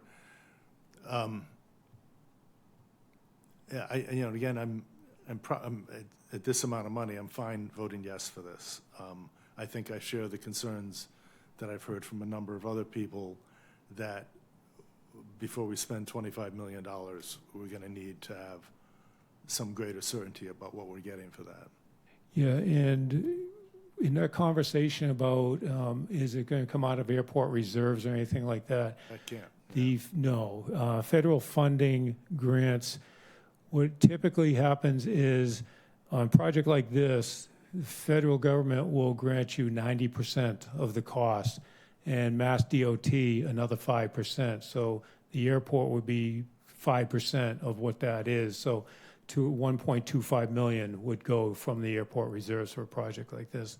Runway 624, I was in the tower as a controller when that was being reconstructed, and I think it was over a $20 million project. I can't be sure, but the airport share was approximately $1 million, if I remember right, from just second-hand conversations. Thank you. So this is strictly for permitting. You would have to come back to us at some point for funding for the extension. Is that correct? Yes. Okay, just to be clear on that. One more Councilor question. Shine? So you mentioned that the airlines are playing keeping things very close to the vest in terms of their future plans.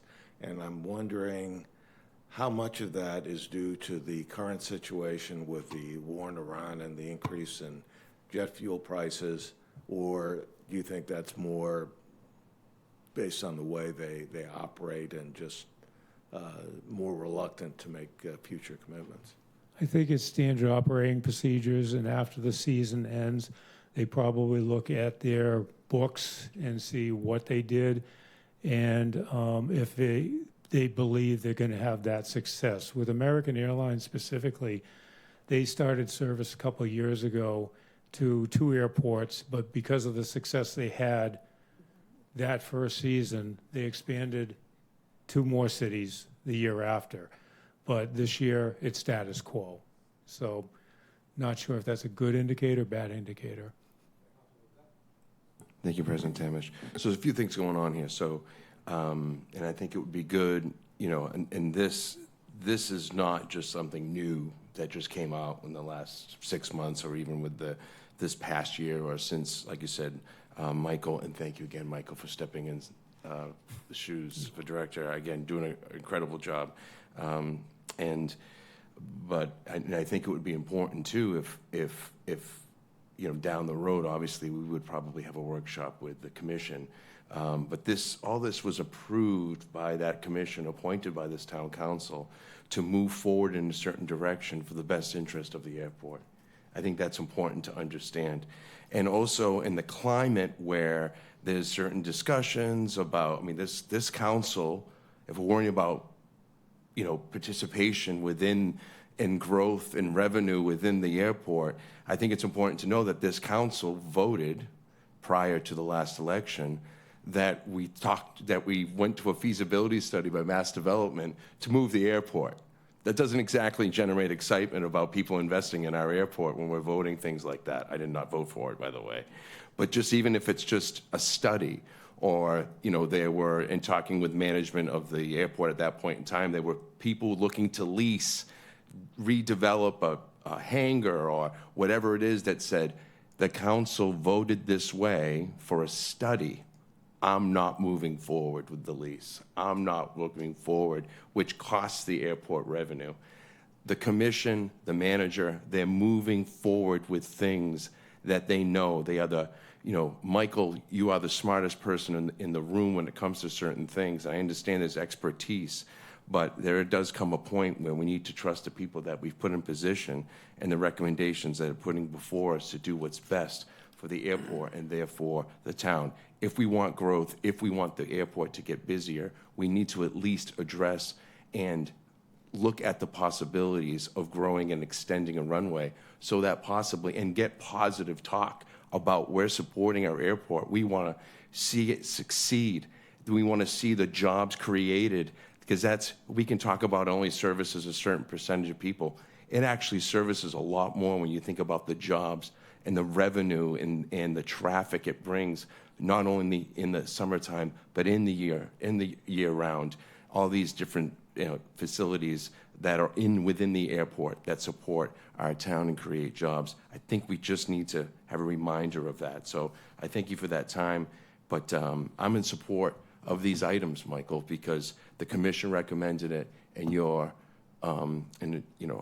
we're grateful to have you. And I think moving forward with these types of things is important for the town. Thank you.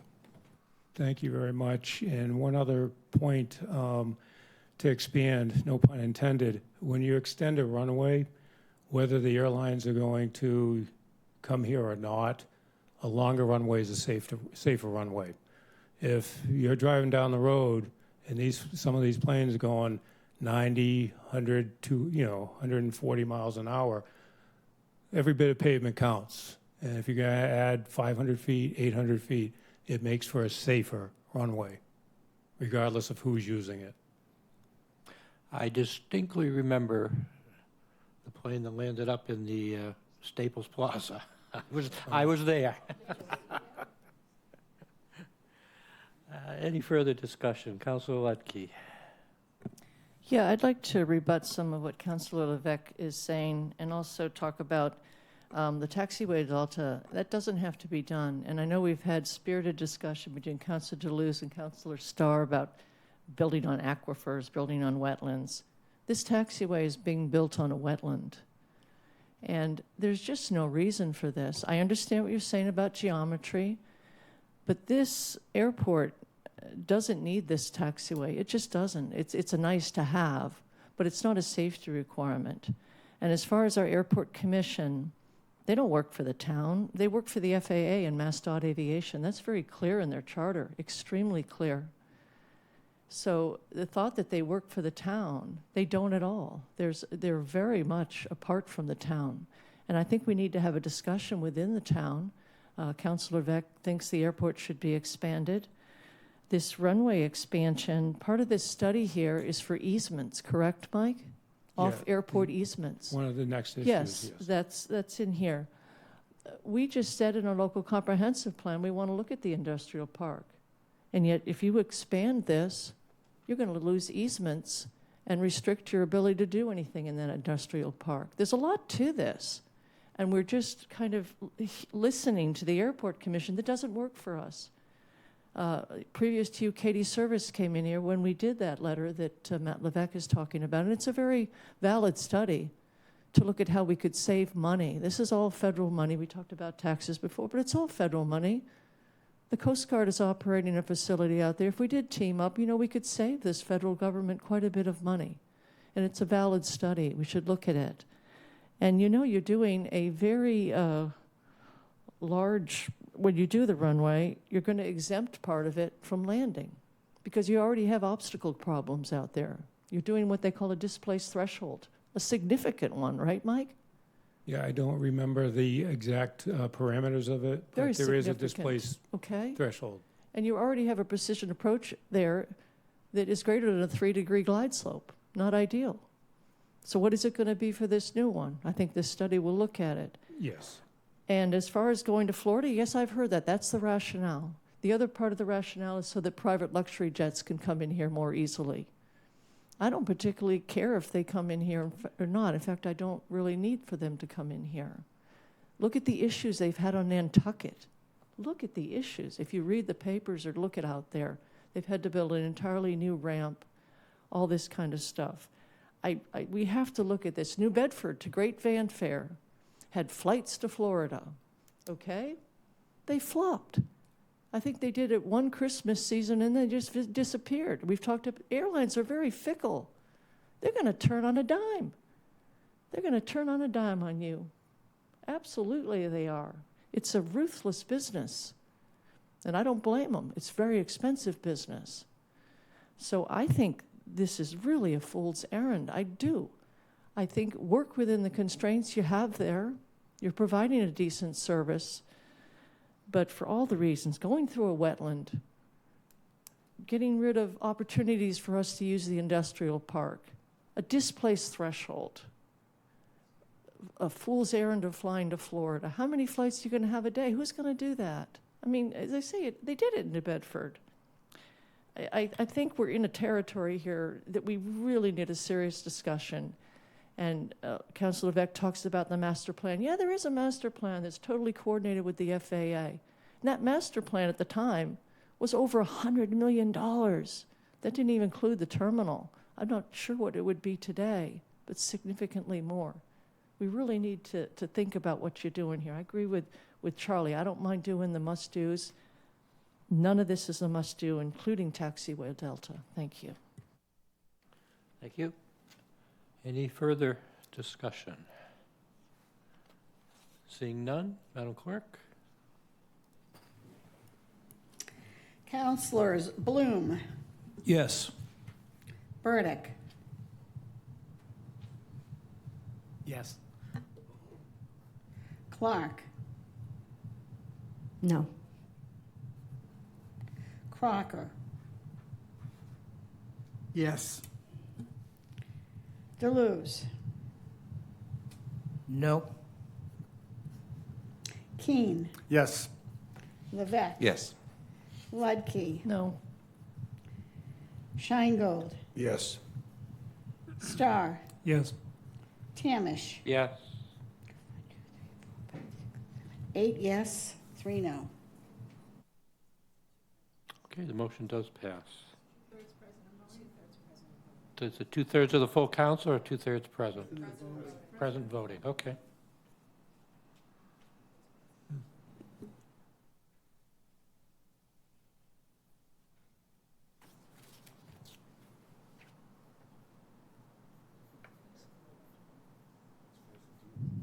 Yeah, it passes.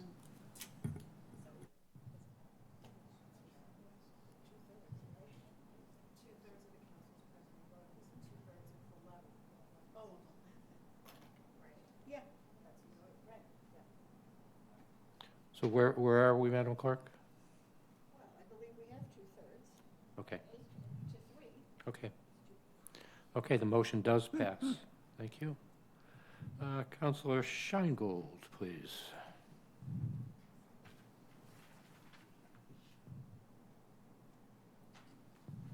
Twenty 140. I'm sorry. Item 2026-140, it's old business.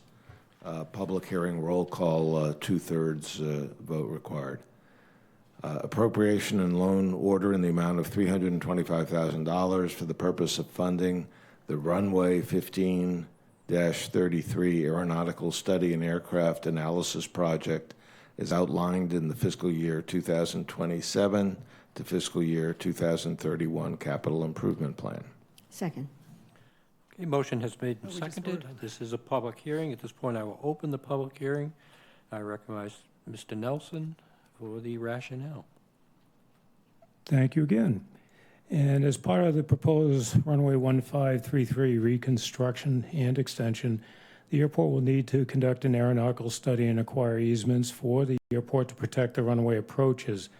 The FAA provides funding for these purposes. It is always preferable for an airport to be surrounded by a buffer of vacant property. However, when adjacent property has already been developed, the FAA may conclude that a navigation easement is appropriate to control any future air rights that may be hazardous to flight, to protect flight and the airspace from obstructions. Certain regulations require the acquisition of sufficient property rights, such as air rights, that will protect runways, approach, and both pilots and people on the ground. One characteristics of the runway 1533 reconstruction is on the northwest end of the runway. Even if it weren't extended, they're proposing to raise that area of the runway by 4 feet. So if nothing changed with the approach minimum or anything like that, there'd be an additional height elevation of 4 feet. Therefore, it would actually be beneficial to the neighborhoods on the northwest side, whether it's an industrial park or something, because that would at least raise the floor of those approach minimums over that area. But until the aeronautical study and analysis is completed, we won't know that. And that's what the purpose of the airspace study is. And to not have the study would impact it in that there would be no reconstruction and or extension of the runway. Okay, thank you. Okay, this is a, oh, we got that, didn't we? I don't think we did the public comment, did we? No, okay. Is there anyone here that would like to speak to this item? Seeing no one on Zoom, we will close the public hearing and move to council discussion. Any discussion to my left? Seeing none. Councilor Ledke? If you read in their impact, the projects require easements. We just talked about that, or I just talked about it. The airport doesn't have any easements right now, but they're going to take them. This is what we're getting into. They're going to control property off airport. And as I say, they have a significant displaced threshold. Probably people don't know what I'm talking about. A displaced threshold, you can use that part of the runway for takeoff, but not for landing. So they already have obstacle problems over there. And it's going to be worse with the extension. And we're going to lose opportunity to use property around the airport. For what purpose? To maybe fly to Florida or to bring the luxury jets in. I just would really have you think about what you're voting on here. It's pretty serious, it's very expensive, and I don't think it's something that we need, and certainly not our constituents. And my comment earlier was to the point, not that we're using tax dollars for these, we're using airport fees, that's how the FAA gets their money, is that we're asking people to do a debt override. The people in our community don't use this airport. Some of our summer residents do. I just don't, I think we're tone deaf, and it's going to come back to us. Thank you. Any further, Councilor Starr? Thank you. Does this this appropriation include the acquiring of easements, or just No, evaluation? this is an analysis for the, and I do want to emphasize that even if a extension doesn't happen, it would be for the reconstruction also, because as I said, the northwest side of the runway would be elevated by 4 feet, which would be better for the community to the northwest by a bit. And also, if the runway isn't reconstructed, it will fail at some point. I don't know if it's going to be 4 years from now or 40 years from now. It's only 4 inches of pavement. FAA requires 9 inches of pavement. So for safety and even not the airlines, just some of these smaller jets and things like that, it takes a beating. And then snow removal, these plows and snow blowers are big pieces of equipment that are just pounding away. And I sat here listening to some of the issues with some of the side roads in town. No different. That runway will give out at some point. It's just a matter of time. Asphalt fails, and especially when it's only 4 inches of asphalt. Okay, Can I thank ask you. one other question? Thank you. Why are you raising the runway 4 feet?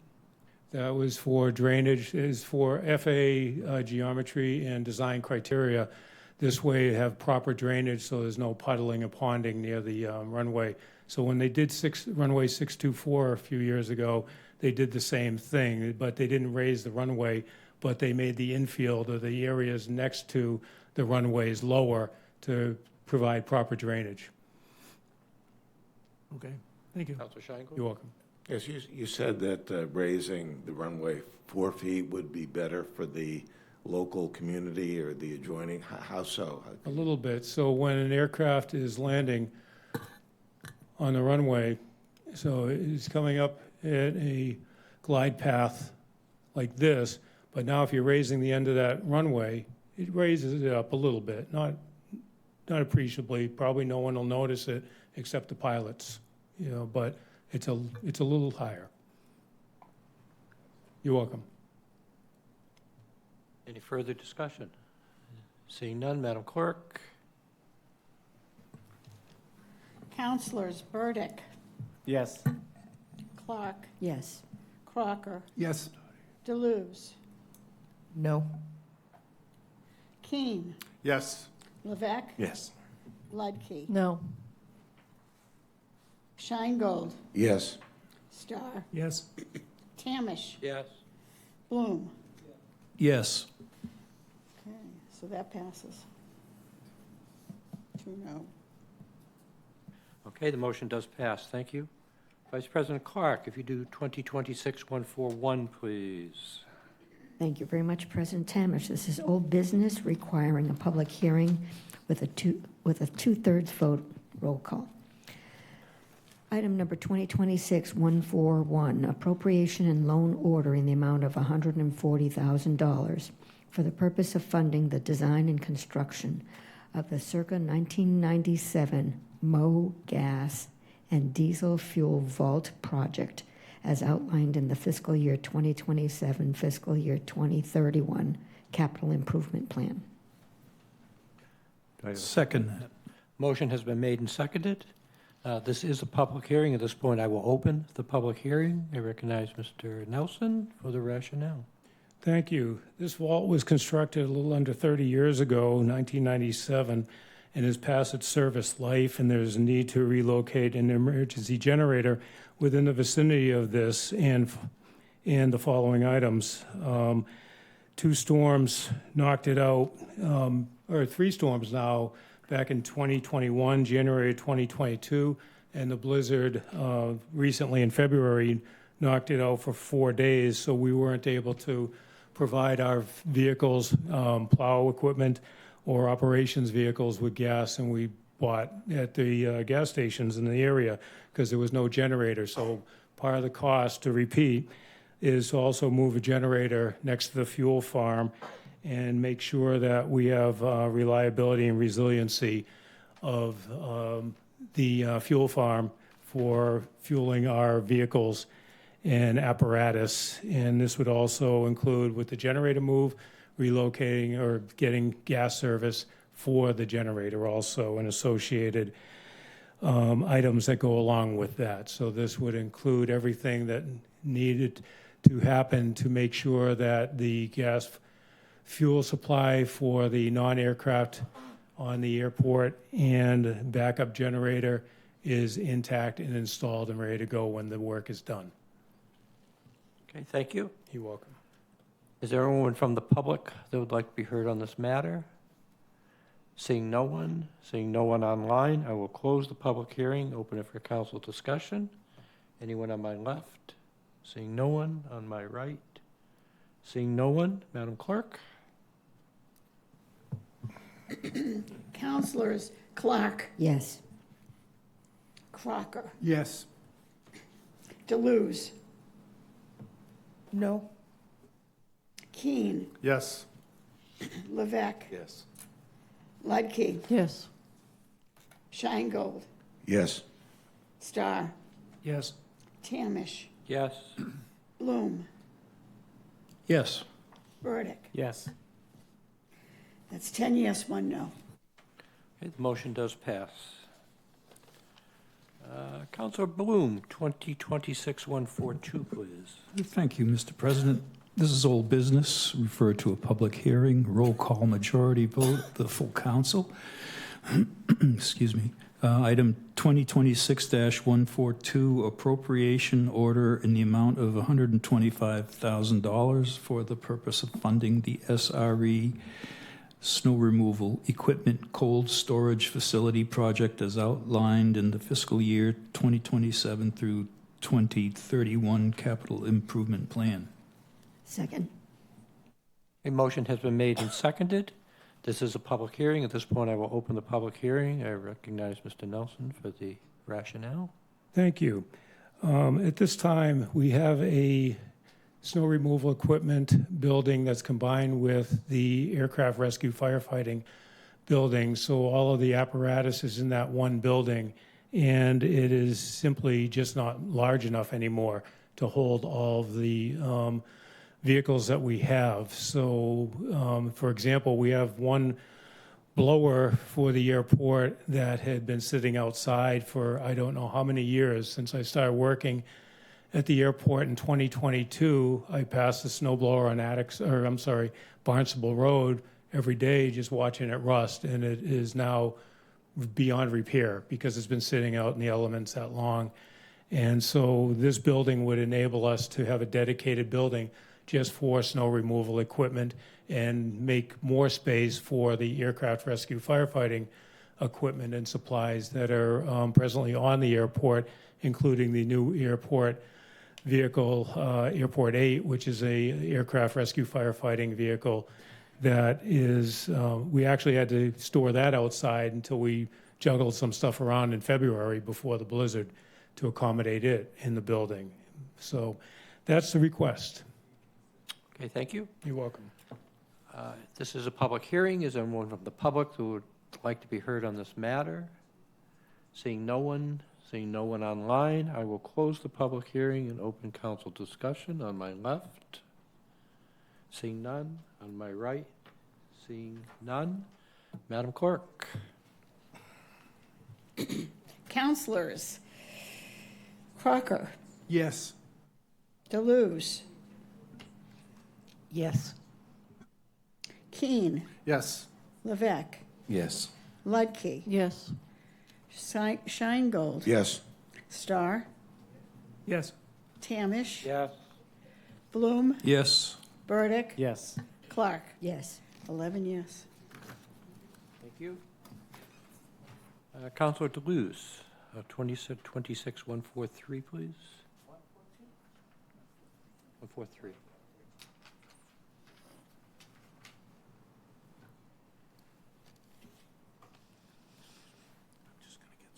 Sure. We need a roll call, 2/3 vote, and it's appropriation and loan order in the amount of $115,000 for the purpose of funding the snow removal equipment replacement project. It's outlined in the fiscal year 2027 through fiscal year 2031 capital improvement plan. Second? Okay, motion has been made and seconded. This is a public hearing. At this point, I will open the public hearing and recognize Mr. Nelson for the rationale. Thank you, sir. And this is, in simple terms, just snow removal equipment, no different than a ordinary pickup truck. It's a Chevy Silverado 2500 heavy duty that would be replacing. It is now 25 years old. Yes, and maintenance department's great with keeping up the older vehicles. So it would be equipped for snow removal, but it's also used year-round as a pickup truck for escorting and doing things around the airport, including patrolling the perimeter fence and landscaping assets. And that's it. Okay, thank you. You're welcome. Is there anyone here that would like to be heard on this matter? Seeing no one online. Mr. Barron, would you come up to the microphone, please?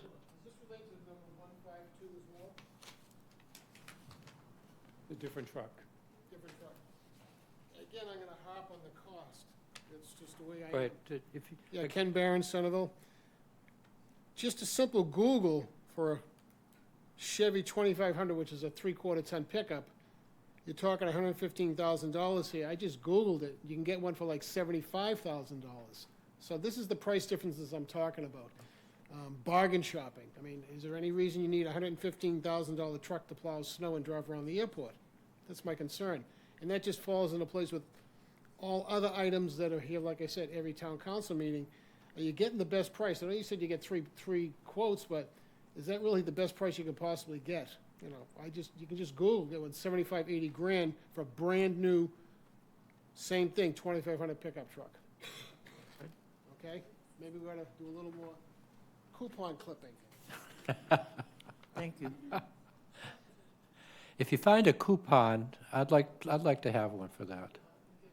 All right. So, mind if I respond? Absolutely. So, yes, it's expensive, but there's also FAA requirements that we have specialized lighting on it, above it, and all around the four corners of the vehicle. We have to have 3 airport radios in it. So, and radios are not cheap for these airports. We just spent something like, on 3 radios, $8,500 late last year. So, and these are not to exceed prices. In the example of the hard stand project that's being done right now, I guess the airport came to this council 2 or 3 years ago and said, this is going to be the price. And then they got the bids, and they had to come back and say, we only want to do 2 instead of 3. And then when I arrived here, the bid was too high, again, for just 2. So I came in asking for money, but got bids ahead of time, knowing where the price point would be, and was able to do the 2 hard stands. And hopefully, right now we're under budget. But the cost of our 2 hard stands, we could have done 3 years ago. And the sooner we get these trucks replaced and done, the better we're going to be. And as you said before, you pointed out, we're getting bids for all of this stuff where we can. These radios are tough to get bids for, so we have to go to sole source a lot of times. And these are not to exceed prices. Believe me, if I can get it for $75,000, like the pickup we bought for $56,000 last July, I'll be more than happy. Thank you. You're welcome. Okay, at this point, I will close the public hearing. Council discussion? Seeing none, Madam Clerk? Counselors, Deleuze, No. Keen, Yes. Levesque. Yes. Ludke, Yes. Scheingold, Yes. Starr, Tamish, Yes. Bloom, Yes. Burdick, Yes. Clark, Yes. Crocker. Yes. That is 10 yes, 1 no. Thank you. The motion does pass. Councilor Lutke, if you could do 2026-144, please. Yes, this is old business. It's a public hearing with a roll call 2/3 vote. Item 2026-144, appropriation and loan order in the amount of $65,000 for the purpose of funding the design and reconstruction of runway 1533 project as outlined in the fiscal year 2027, fiscal year 2031 capital improvement plan. Second. Okay, motion is made and seconded. This is a public hearing. I will open the public hearing at this point and recognize Mr. Michael Nelson, Airport Manager. Thank you again.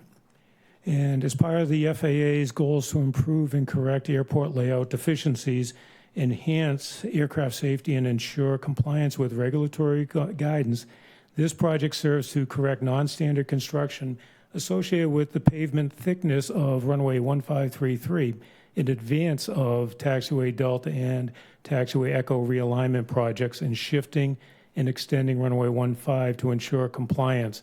So in a nutshell, this would be the first project, the reconstruction of runway 15, prior to any of the taxiway reconfigurations or a runway extension.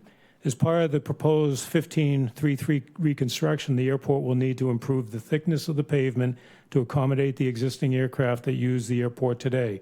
Currently, a pavement thickness of 4 inches exists, and FAA requires a thickness of 9 inches to meet federal design standards. Also included in this endeavor is a update to the airport's triannual disadvantaged business enterprise per 49 Code of Federal Regulations, Part 26 program. Now, where that stands, because there was a interim rule passed back in October or November that impacted the DBE program. So I cannot guarantee what that's going to look like if and when this comes to fruition. So, and this project is, as I was saying before, this is a very expensive project. This year, it's just budgeted at $65,000 for design and preliminary design. That's not full design, and the full cost over 5 years would be $24.1 million. So, as I stated before, there's no way the airport reaches that with reserves.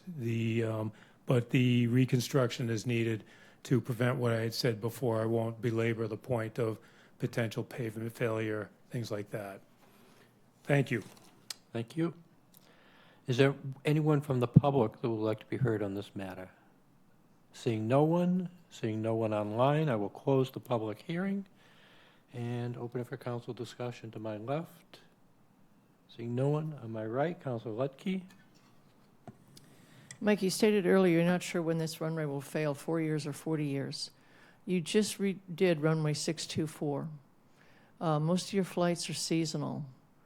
The seasonal winds are from the southwest, which would favor runway 24. I would think you could use runway 624 for this, and you wouldn't need to do this right now. And again, we mentioned earlier there is a feasibility study going on. I don't think this needs to be done right now. You have a perfectly viable runway that you can use, and this one is also viable. Thank you, and I respect the points. The summer winds, especially as a controller at Hyannis, Logan, and being responsible for all the airports in New England and upstate New York for 2 years as a district manager for the FAA. runway usage is all over the map, and regardless of time of year, especially in the summer when you have thunderstorms, wind shifts, things like that. So to dictate, and we had that whole summer when runway 624 was being reconstructed, we were on runway 15 and 33 the entire summer, April through August.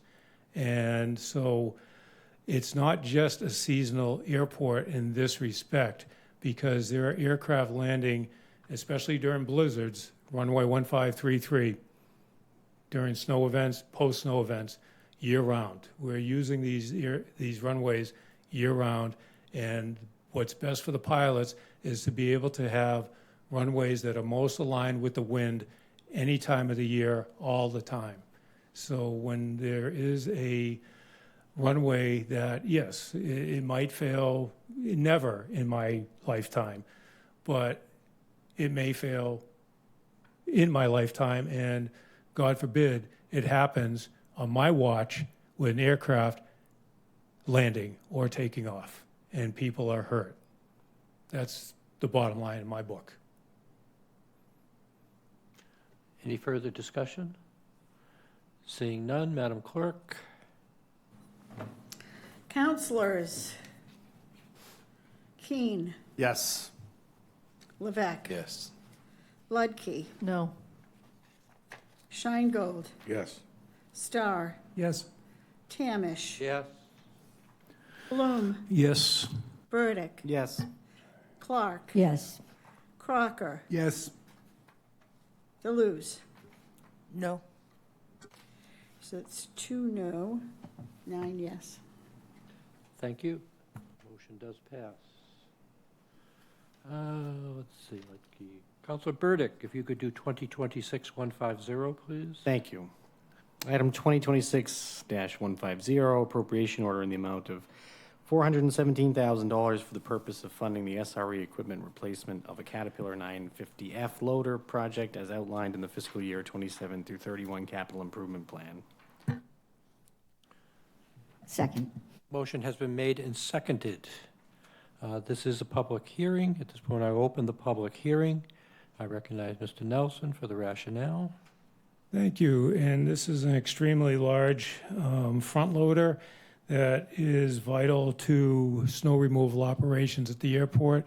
This is the machine that if you pass any area, shopping mall, roadway that has adequate space, and you see those large mountains of snow that are 8 to 15 feet high, this is what the machine that does that for us. And so it's a year-round machine, also helping with heavy landscaping and milling movement and anything that requires real heavy work. And as it was stated before, the airport has over 1.5 million square feet of snow removal areas for runways, taxiways, and aprons. And this is a vital piece of equipment which has, over the last 2 seasons, started to develop small leaks in its hydraulics. And we've had to replace lines, and we've actually gone out and bought some extra lines because it's just something that we can't do without, especially during the winter time. And that's it. Thank you. You're welcome. Is there anyone from the public that would like to be heard on this item? Seeing no one online, I will close the public hearing and open it for council discussion on my left. Seeing no one on my right. Seeing no one, Madam Clerk. Counselors. Levesque. Yes. Ludke. Yes. Scheingold. Yes. Starr. Yes. Tamish. Yes. Bloom. Yes. Burdick. Yes. Clark. Yes. Crocker. Yes. Deleuze. No. Keen. Yes. Okay, that's 10 yes and 1 no. The motion does pass. Councilor Starr. Thank you. This is a old business, open for a public hearing, roll call, 2/3 vote.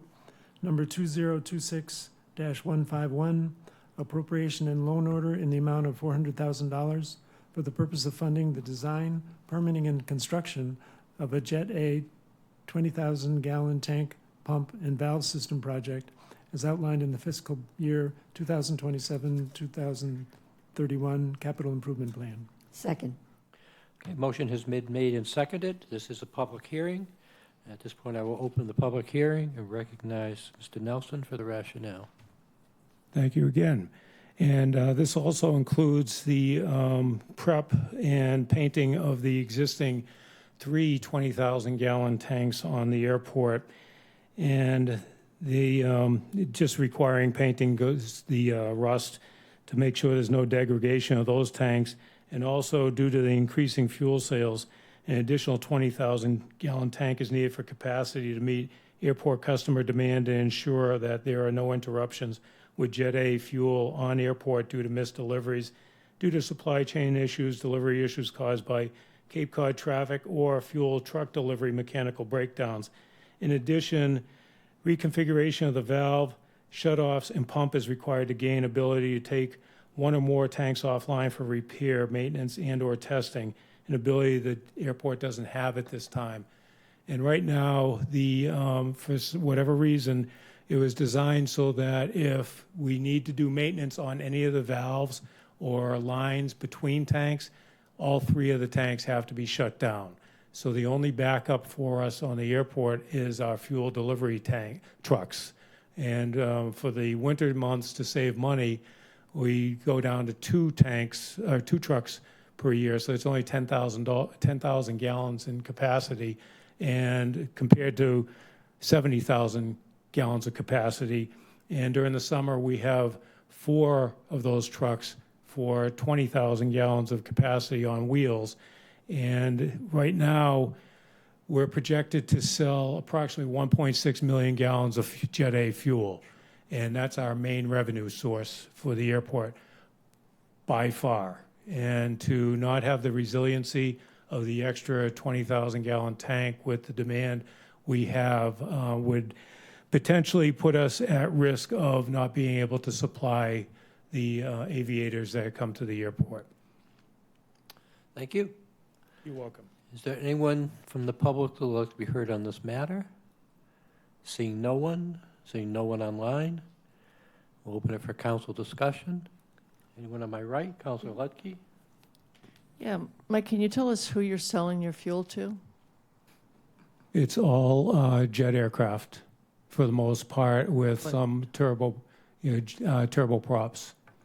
Are you selling it to the carriers, the air carriers? The air carriers buy it also, yes. How much do they buy? Off the top of my head, I'd have to get back to you on that. I don't recall.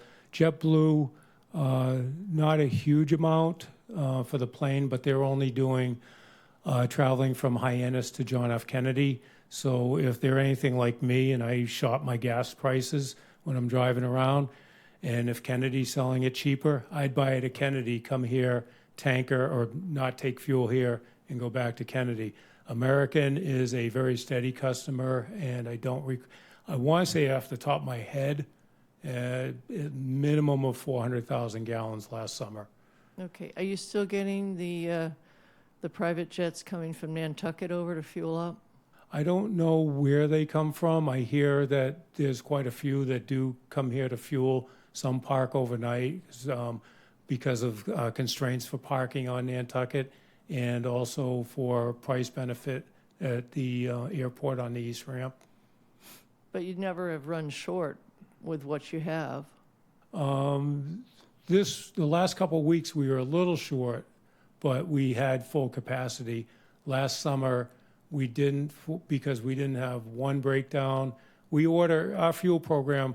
We try to be very proactive in ordering fuel and making sure that we don't run out. So part of it's our quality control, and part of it's we had very good fortune, which may not happen in 7 or 6 years or 5 years when they're doing the bridge construction. I commuted many years during bridge construction, and I mean one day last year I commuted.